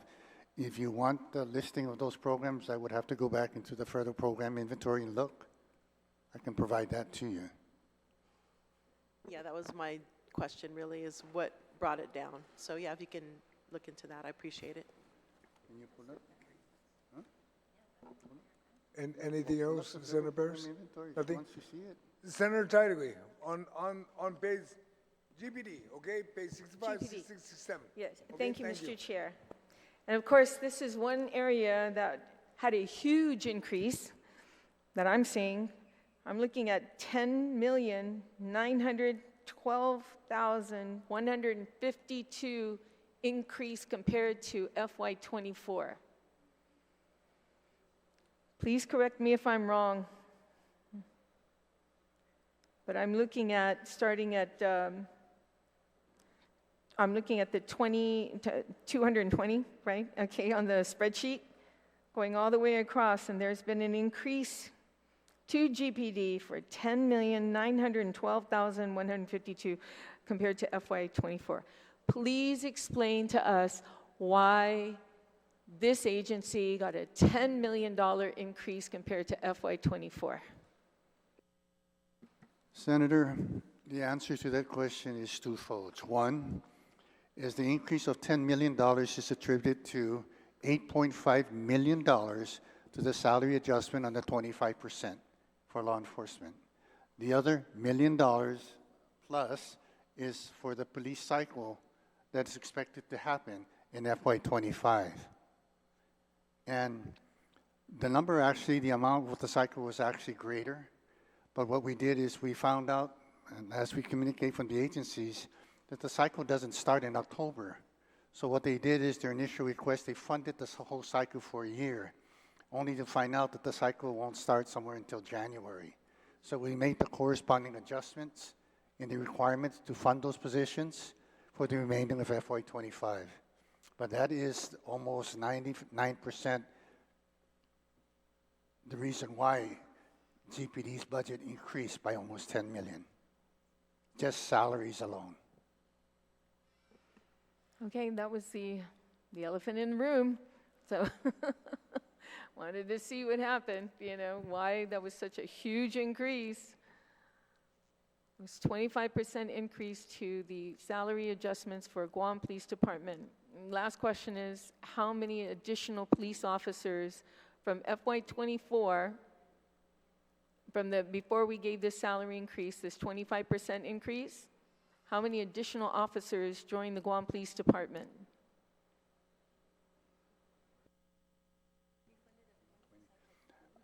I believe, Senator, based on the existing law that authorized the agencies, the law enforcement agencies, to run cycles every year for the last 3 years, and I believe 25 would be the last of the 3 years, it's 20 recruits per cycle. And how many cycles have we had? Just one? I believe 25 would be the last year of the 3-year cycle, so we think we've had two or three. So about 50 additional police officers. The net result, if you calculate it, that would be the ideal thing. But realistically, I think out of the 50, we'd be lucky we get 25 to stay on board. So we only had an additional 25 officers with this increase of $10 million, even though it is a 25% salary increase. So my next question is, how many have retired? How many police officers have retired in the last year? Senator, that information we can get, I can get for you, but right now I don't have it. I can get it, and going back to the cycles, I think the cycles can range anywhere from 20 to 30 officers in a cycle. It's really up to them how much they choose and how much they want to fund per cycle. Okay, so it is up to them. It doesn't matter how many goes up. Go ahead, Mr. Chair. Senator Tide, we just for some information, just recently they just graduated 28 police officers, and they're anticipating they're pumping it up to get as many going, get another cycle going. Okay. Yeah, the reason why I bring this up, you know, for us to watch what's happening here as far as how many police officers are on the road, how many have retired. I mean, are we just changing the amount to those who are retiring? Because we're in a huge influx of retirees leaving, not just in police department, but DOE, as well as other agencies. People are retiring out. And if we're looking at now having to sustain, you know, Guam Police Department with this $10 million, I can imagine what it's going to be like in FY26 or next year. In fact, it could be to a point where we're going to have to subsidize, because in the middle, like January, when the next crew comes in, even though you've incorporated 1.5 or the makeup of the whole 10 million, you said 8.5 was the 25 increase, and then 1.5 was for the cycle. it doesn't stop them from having another cycle throughout the year. So we may have to come back to this body and ask for additional funding for the Guam Police Department to make the payroll, just to make payroll. We're not even talking about equipment, cars that they need. So I want everybody to be aware of that. It's a huge price tag. So other than that, thank you for the explanation from OFB, and thank you, Mr. Chair, too, as well, for your information that you provided. Thank you. Yes, ma'am. And just a little bit more is that, and maybe Senator Barnett will bring it up, a lot of their vehicles and equipment, they've been fortunate to get it from the Department of Interior. So they've been getting federal assistance in some form or another. But I'll leave that to the oversight chair to speak on that. Senator Barnett, do you want to speak on your agency? Mr. Chair, yes, in the Guam Police Department budget, there is an increase of 10.9 million. And just relative to the last cycle that graduated at the end of July, I think we were all there. This was the largest cycle in the history of the Guam Police Department, according to, remember, it was at the Dusitani, and it was a graduating class of 28 officers, and it was also heralded as the most diverse graduating class. I think the number of women officers was the most ever, and then the diversity in terms of like the different ethnicities of the officers. So yeah, that was one of the questions. In fact, I think in the first chapter, I kind of went over the Guam Police Department budget and why that big increase of 10 million. I'm not complaining. I mean, it's an increase of 10 million, but little over $8 million of that is going to the 25% increase, which we're hoping, and it's kind of looking like that, just talking with the chief, to address some of the retention issues at the Guam Police Department. As you guys know, and I'll just go over it, when law enforcement pay was raised just across the board, it didn't address the disparity of the Guam Police Department in comparison with the other law enforcement agencies. So they were already among the lowest of the low paid, and so when everybody got raised, you didn't see the difference between a Guam Police Department and, let's say, Port Police or an airport police officer. You didn't see that gap, that disparity addressed, and that's why we continued to lose officers to federal jobs. Not even federal jobs. We were losing police officers to other government of Guam agencies. I mean, yeah, go figure. And we all know that the Guam Police Department, when we talk about terms of jurisdiction, responsibility, they carry the biggest load.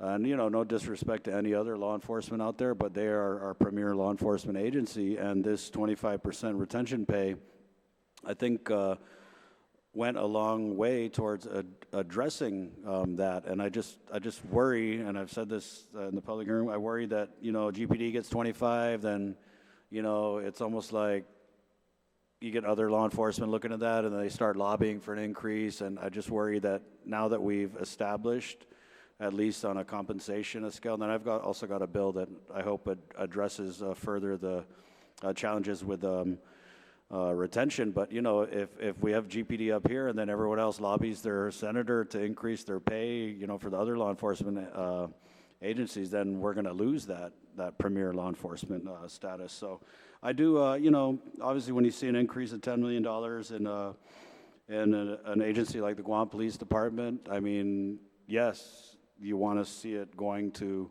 where it's going to benefit the public the most in terms of the vehicles and the equipment. But like the chair had said, they are able to get a lot of vehicles through Department of Interior funds. And the chief has been really creative and diligent in how he pursues funding outside of what we're giving him in the budget. So 10 million increase with over 8 million of that going to salaries. I know on its surface that might be maybe a little hard to swallow for some people, but I think it is going a long way towards addressing, again, the retention issues that we have with the Guam Police Department. And we've just heard so many different things. The chief has said, oh, people are just not interested in being police officers anymore. And then we continue to hear, many officers leaving the department, but, more importantly, those who stay behind, I feel they deserve this 25% retention pay. And so in talking with the chief about the budget as contained in the bill, they were good with it. There was one area, and I don't know if I can, we'll just move ahead one page, but the chief did have some concerns about the level of funding for the Safe Schools Initiative, and maybe, Mr. Guerrero, you could tell us, and that's subsection 4, is that an increase, a rollover? Yes, Senator. My understanding of the request, and I believe the request was around 1.5 million. What he was asking is whether or not he can have the funding for those officers that are stationed at the schools. Right now, I believe the salary or the cost of those officers are coming out of his budget. And he feels that since the services is being provided to the schools, he would like to see at least the schools either pay for it or provide him funding to provide that service to the schools. That's my understanding of what he was asking for. Yeah, and so in my communication with the chief, you're right, he had said that 1.5 million was kind of the low-end projection of personnel costs for salaries and benefits, but I'm hoping with the support of my colleagues I can address this in Chapter 11 when we get to the miscellaneous provision. So those are just my thoughts on the budget of the Guam Police Department, and I can't believe I didn't prepare an amendment to keep their lapses. Are you able to tell us how much we're tracking in lapses for GPD, if any? Well, just to make a comment, the funding he's requesting for those officers funding positions are already funded in their budget. These officers are just officers that are assigned to the schools. So I'm not too sure exactly what the 1.5 million he's asking for is actually for and what it's to pay for. But if it's for the officers themselves, we've already included those positions in their Guam Police budget. I think the thought is that, yes, they're officers of the Guam Police Department, but when they're being detailed out to the schools, I think he's just trying to recoup those costs. But again, I'll try and address that in a future chapter. Senator Burnett, I think if you wanted to add that the provision for carryover, if there's any, you can do that in miscellaneous. Okay. At the back end. That's that. But are we Chapter tracking 12. anything with the lapses? I can safely say this, Senator, for most of the major law enforcement agencies, at least for the time I've been here for the last year, and I can safely say even prior to that, in my years at the Bureau of Budget, they have never lapsed. Yeah, I recall last budget, I did an amendment for DOC to continue to hang on to their lapses, and it was like, I think it might have even been negative something because of the overtime costs. So, yeah, Sijos Wasi. Is there anyone who'd like to speak on the Guam Police Department? Ma'am? Yeah, speaking of overtime, does this cover their overtime costs that they've been tracking? I believe, Senator, what we provided in their budget is to cover partial of the overtime. And I can say this, if we were to fund the cost of overtime for police, DOC, and Guam Fire, we are actually looking at almost anywhere for 8 to 10 million a year. We do not incorporate that in the annual budgets. What we ask them to do is we will fund some of it and then ask them to use whatever discretion they have to kind of minimize that cost as much as possible. But at the end of the year, if you look at the financial report, especially for the expenditures for those agencies, they're always, first of all, the agencies are always short. Second of all, they're always infused with transfer monies to cover specifically the overtime. You mean transfer from the governor's other budget? Utilizing the governor's transfer, yes. So does that make the overtime get paid late? No, the overtime, my understanding, is paid on time. Sometimes there's maybe 1 or 2 pay periods that are lagging, but never to the point, from what I told, is that it's never more than 1 or 2 pay periods. All right.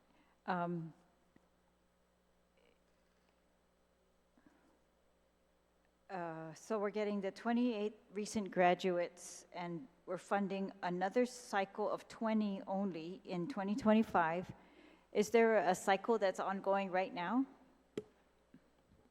My understand this, there is a cycle right now in FY24 that's going to be, I think, graduating either at the end of the year or early next fiscal year. Just on a point of information, yeah, they're currently recruiting for the next cycle, and you're right, Mr. Guerrero. They're looking at graduating hopefully by years. Yes. How many? They're not, so they're not a current cycle. They're just recruiting for it? How many, do you know? That's what we funded in the last fiscal year? Yeah. How many was that supposed to cover?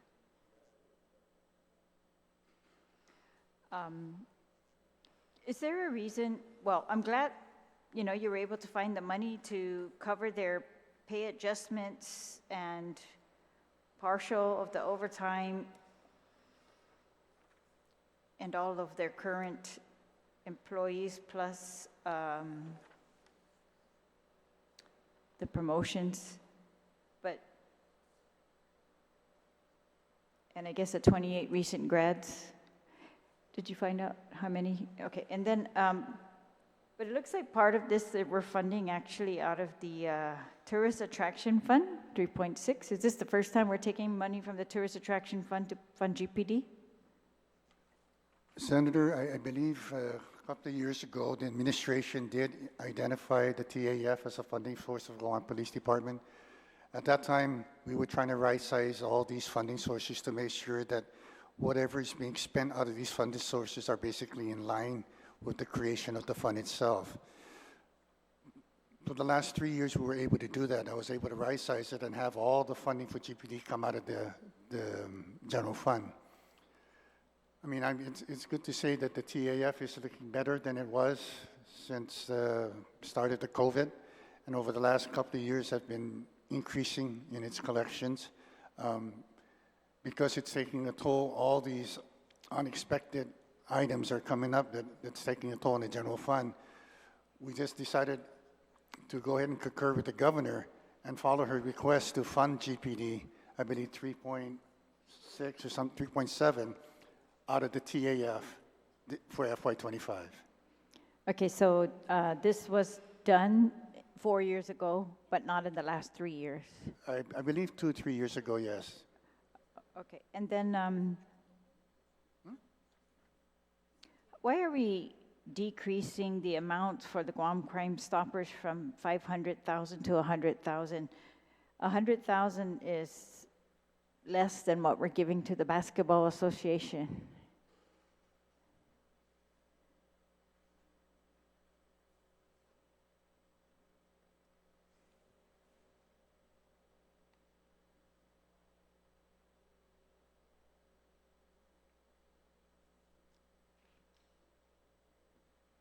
Senator, looking back at the current FY24 appropriation for Crime Stoppers, it is 100,000. And for the amount in FY25, we are keeping it at 100,000. We didn't reduce it. Oh, all right. My notes say it was 500,000, no? Okay. Oh, no. All right. It was never that That's good. amount. Then I don't want to see a decrease. They said they needed, they're trying to fund something like a call center that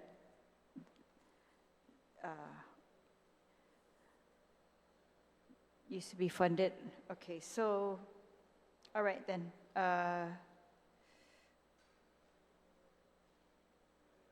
This amount then covers the current cycle that they are recruiting for, that will be hired in FY25, in addition to this cycle of 20 that you have in subsection 6. Is that right?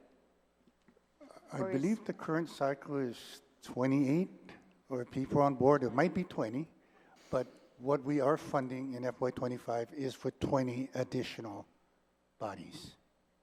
Okay, so we just graduated 28 in Yes. a month ago. Then, but they're saying there's another cycle right now being recruited. Are we funding that plus the 20? The cycle right now is being funded in the FY24 budget. For the 24? 24. The one for 25 is a separate. So you included in your budget personnel costs those potential graduates? Plus the 20 new cycle for sure. Yes, it was. Okay, Yes, great. it is. So we might get Okay, only 20 in FY25 versus about 48 in FY24, right? No, Cycles funded. for 24, it'll be 28. Hopefully by the end of FY25, we would put on an additional 20 with that cycle in 25. Not 48? I think that we need to understand that, number one, when they hire, it's in this fiscal year, but by the time they actually get in and get full-blown, they're already in 25.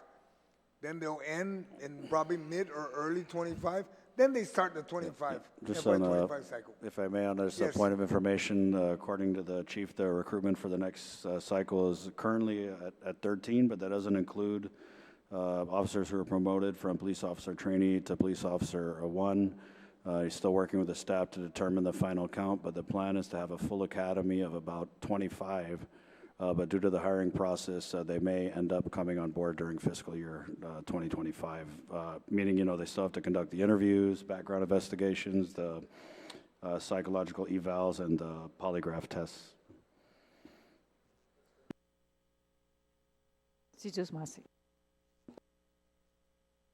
Thank you, Madam Speaker.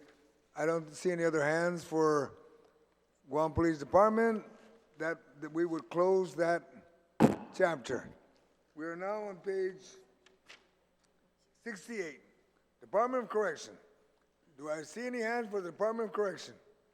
Yes, sir. Senator Thank you, Barnett. Mr. Chair. Just maybe, Mr. Guerrero, I know that we did this on the first day, but if you could, just for the body and the public, explain the increase for Department of Corrections? Is it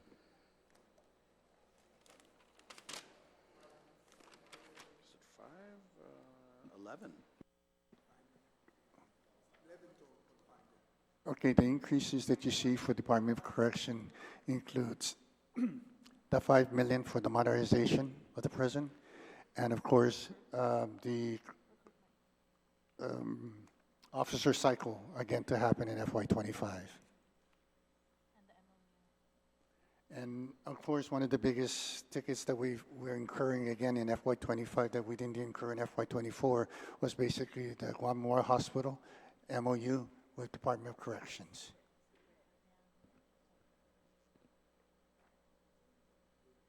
Does this at all address,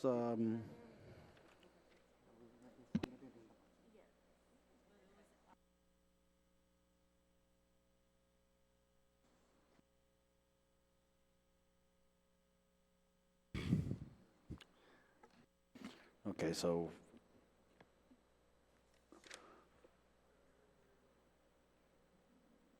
the 11 million is basically to pay hospital bills, and also a new cycle, and then 5 million towards the Modernization Act. Okay. That's correct, Senator. Sidos Masi. Thank you. I don't see any hands for Department of Correction. Madam Speaker? On this, the DOC and GMH memorandum, this is showing like it's new, but it had to have been included last year somewhere. Was that under GMH before? The amount, Senator, was budgeted as part of DOC's overall budget, but it was an allocation. It wasn't an outright appropriation. Okay. And this is what they've been tracking? That is the amount that has been, I believe, it actually rose, I think, last year, because I think the amount that we were spending was around 2 million, but as of last year, it's going up. Okay, that's what I thought. It should be increasing. Okay. Yes, it is. All right, thank you. Madam Vice Speaker? Just wanting a clarification, Mr. Chair. I know that we went through the 2 major line item increases for the Department of Corrections budgets, but I don't believe that the modernization or cycles are included in the summary of appropriations that shows a 1.2 million increase. Can you detail what is being funded in the additional 1.2 we are seeing in the increase from fiscal year 24 in the summary of appropriations? I'm sorry, Vice Speaker, can you repeat your question? So we went through two major line item increases for DOC's budget, but I don't believe that the modernization cycle are included in the summary of appropriations that shows the 1.2 million increase. Can you detail what is being funded in the additional 1.2 million we are seeing increase from fiscal year 2024 in the summary of appropriations? Because fiscal year summary of appropriations is 33.5 million and the sub-bill is 34.7 million. So That's- just wanting a clarification. That's correct. You're referring to the operation level. Yes, the increase was 1.2 million. But the net bottom line operation, I think it was almost 11 million because of the 5 million for the modernization and because of the cycle and because of the MOU with GMH. But you're correct. If you're only talking about operation, it's only about 1.2 million increase. What is the 1.2 million In- increase funding? That's my question. It represents half of their vacancies. Half and of the vacancies? Half of the vacancies, and contractual, and the organic growth Okay, in retirement benefits. so it's just the organic growth, unfunded vacancies now being funded. That's correct. Okay, just wanted a clarification to make sure that DOC has got that revenue resources needed and the cycle. Okay, thank you. Thank you. I don't see any other hands out there. Senator Tyree. Thank you, Mr. Chair. Here's another agency that had a huge increase, and again, is this because of the 25% pay raise? Is it due to that again, just like Point of DPD? information, DOC didn't get a 25% retention. Okay. Yeah. So what are we attributing the $11 million increase to DOC? Just to reiterate, it's $5 million for the modernization. Mr. Guerrero? To add on that, it's Okay, who am I talking to here now? Okay, let's start all over again. OFB. to add on to that is the 1.6 million for the cycle, Okay, and of course the MOU with GMH and DOC, which is about 3.6 million. okay, that's only four. But the GMH is the same as last year. Pardon? GMH is the same as last year. It was just in the miscellaneous provisions That's correct. last year. Okay. Well, it's still not adding up to 11 million. Where are we at? Can you start again, please? I might have missed a couple of numbers. Modernization is 5 million. Okay, we're at 5. Now where's the remaining? 1 point. Okay, you got 5, and then you got 3.6 for the GMH. Okay. But that was not the increase. We're talking about, DOC's been increased $11 million. If I'm not mistaken, Guam Memorial still had that same amount last year, right? Senator, the net increase for DOC bottom line is $1 million. That $1 million comprised of the 5 million for the modernization. $11 million. I mean, $11 million. Okay. And that comprised of the 5 million for the modernization, Right? 3.6 for the MOU with GMH, 3.6, I believe 1.4 for the officer cycle. Then the 3, 4, 5. operation is Okay, 1 million. Okay, but A little over $1 million. how much did we give for the MOU for GMH last year in FY24? For which one? Exact, 3.6. It's the same level. But it was a separate appropriation in the back. It wasn't part of their bottom line. Okay, so what you're saying is that but we're still we're not increasing it though, because it was the same as last year. So why are you saying you've upped it to 3.6 when that's what they received last year?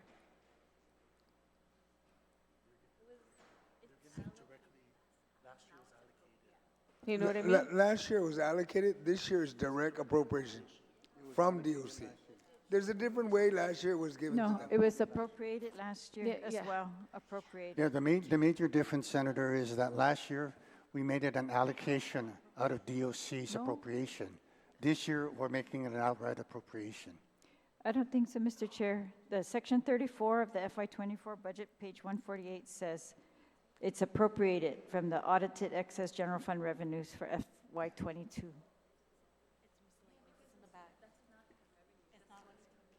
Yeah. So it's separate and apart from their operational budget. But it was appropriated last year, 3.6, right? Because, But not under the general fund. It wasn't funded out of the general fund, it was funded from the excess. Now we're covering it as part of their operation.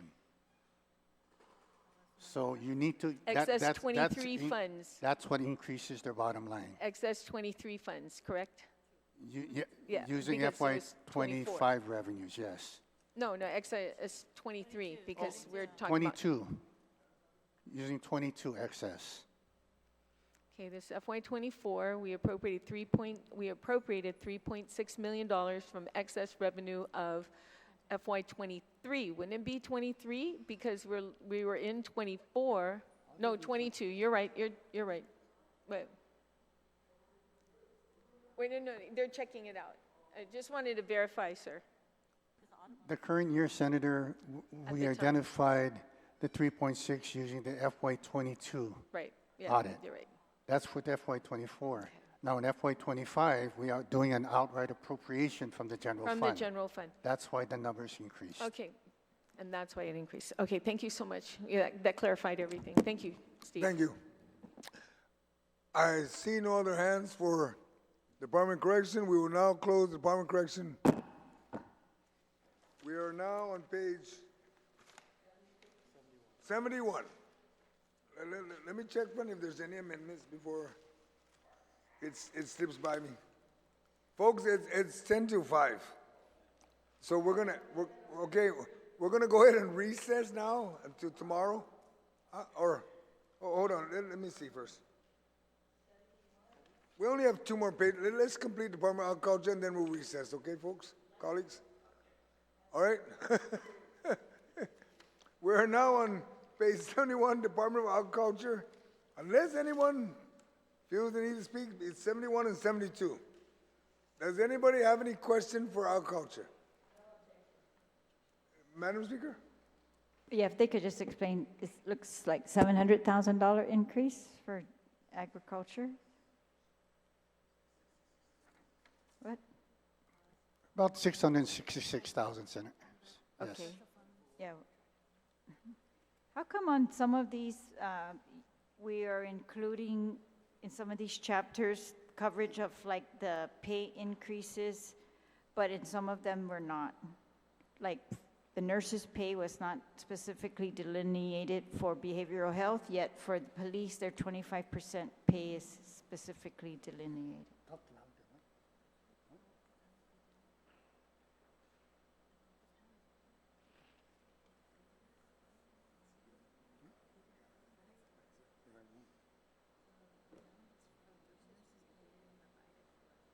So what do we do? We just let them pay in?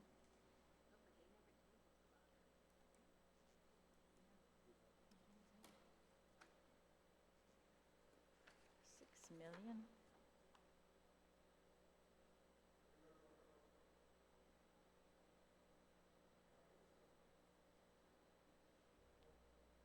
We're on Department of Agriculture. Madam Speaker?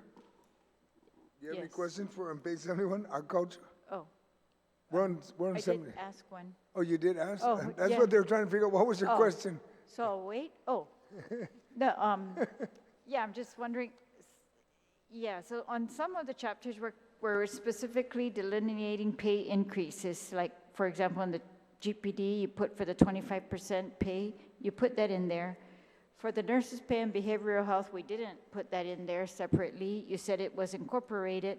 So I'm just wondering, yeah, for the rest of these chapters, should we be seeing, pay increases as a separate item or not, because it's inconsistent? In the case of GPD, Senator, all the other increases in salaries were addressed within their budgets. We funded those positions and those salary levels. GPD's was an exception because it wasn't part of the executive budget. That request came in just 2 months ago, if a month and a half ago, to request that we fund the 25% salary increase. So that's why we're addressing it separately as the way you're seeing it now, but all the rest are actually incorporated into their bottom line general fund appropriation. Okay, but I think that the nurses was passed in April. In the cases of the nurses, Senator, the reason why it wasn't part, because they didn't ask for it. They didn't request for it. So we didn't include it.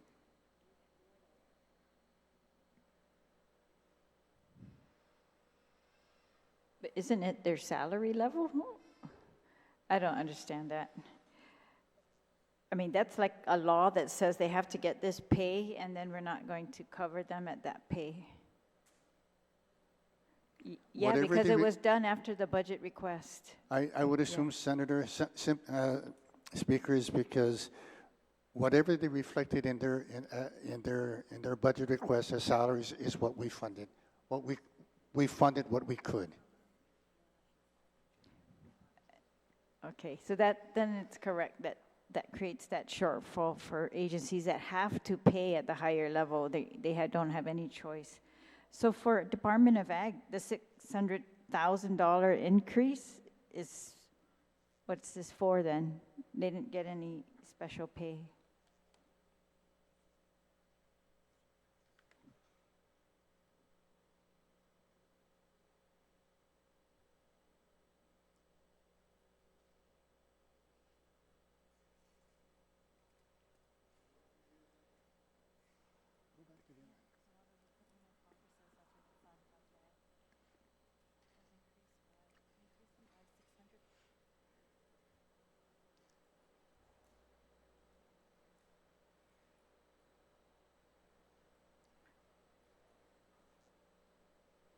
This is sorry.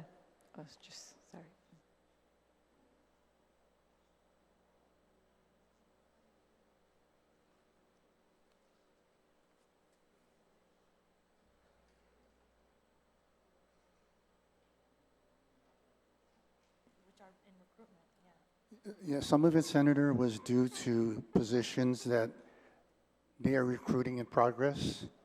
And what some of those positions were was those positions were not technically funded in FY24, but they're asking to be funded in FY25. So I believe there were I think there were about 4, 5, 1, 2, 3, 4.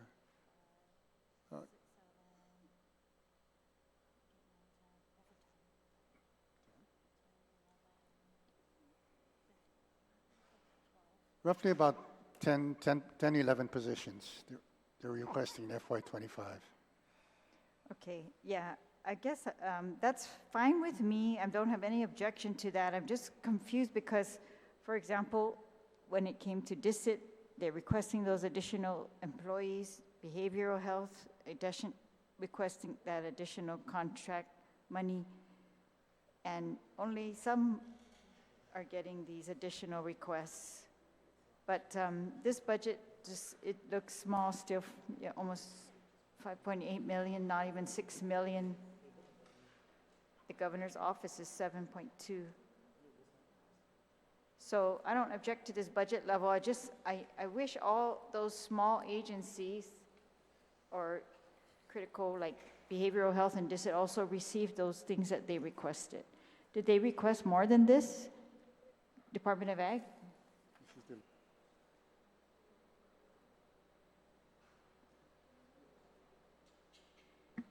They requested a little bit more, Senator, but we actually, in the bottom line net, we reduced them by about 100,000 only because of the reduction in the retirement rate. Okay, all right, thank you. So we're funding them at the level the governor requested, less the retirement, right? Pretty much, yes. Okay, all right, thank you. Thank you, Madam Speaker. Madam Vice, and then you'll be followed by Senator Tyree. Madam Vice, yes? Thank you, Mr. Chair. And as I look at this year's fiscal budget law, right, there was a $100,000 allocation to use funds for the purchase of vehicles for the Animal Control Division. And just wanting to make sure, Mr. Chair, I don't see the allocation for the upcoming fiscal year, and is that because the language wasn't requested, or does Department of Agriculture already have the budgetary authority to purchase any needed vehicles for this division or the full department? Wanting to make sure, allocation and Okay. appropriation, two different things. They're checking right now.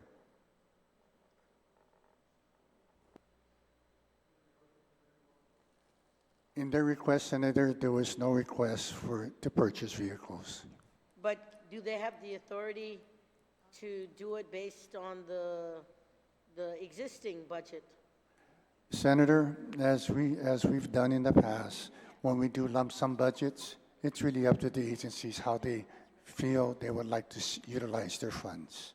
If there's surplus, I would say surplus within their appropriation level, I'm sure to some degree they can purchase the vehicles, but basically it's really up to the agency to decide these costs.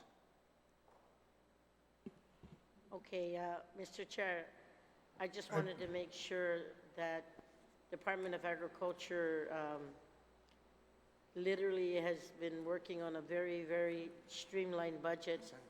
And as far as I'm concerned, for an agency that literally goes out and does a lot of the enforcement, working with the farmers, agriculture, all that stuff, we did appropriate that.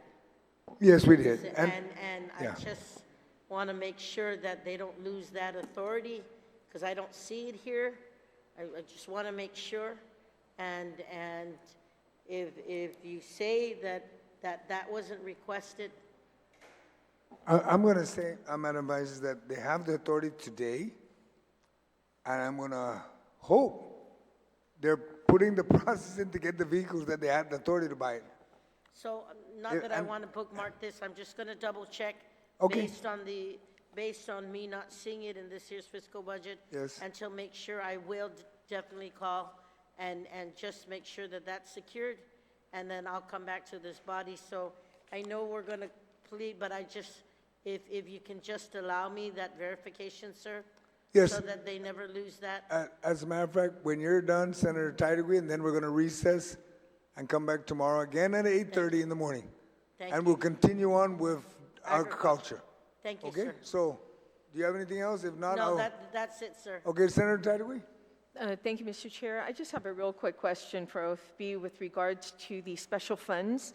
I noticed that it was an increase of 99,337 under special funds compared to FY24. Can you tell me, what is attributing to that, since, we don't don't see special funds going up very often, but what special fund went up? Or is it a combination of a couple of them, like the permit fund, the Guam plant inspection, the fee fund? Just wondering how, or where is that additional funding coming from on the special funds?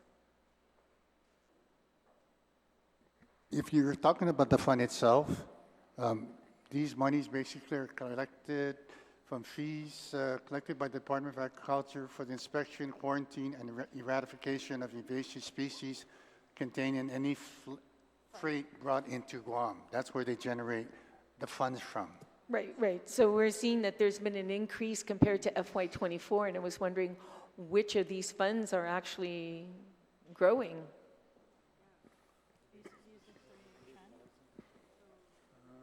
Or is it a combination of all of them?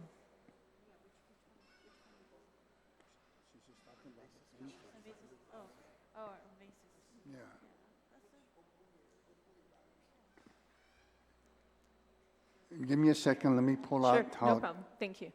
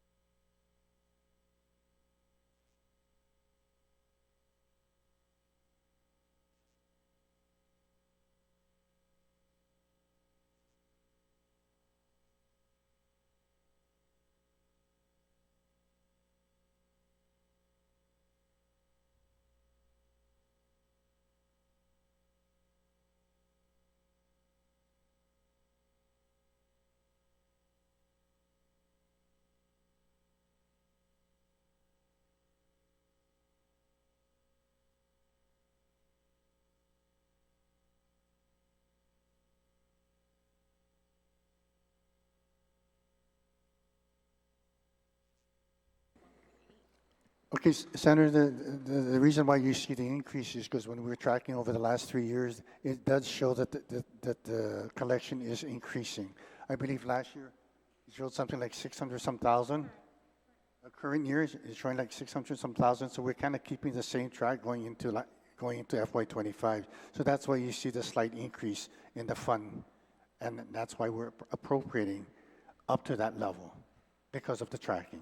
Because of the tracking in these, all of them combined? Because I'm asking which fund is actually tracking more?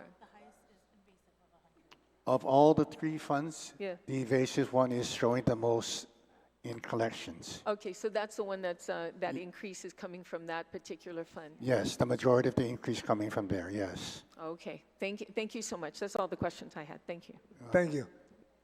That being, we will recess till tomorrow. We'll try again at 8:30 tomorrow morning.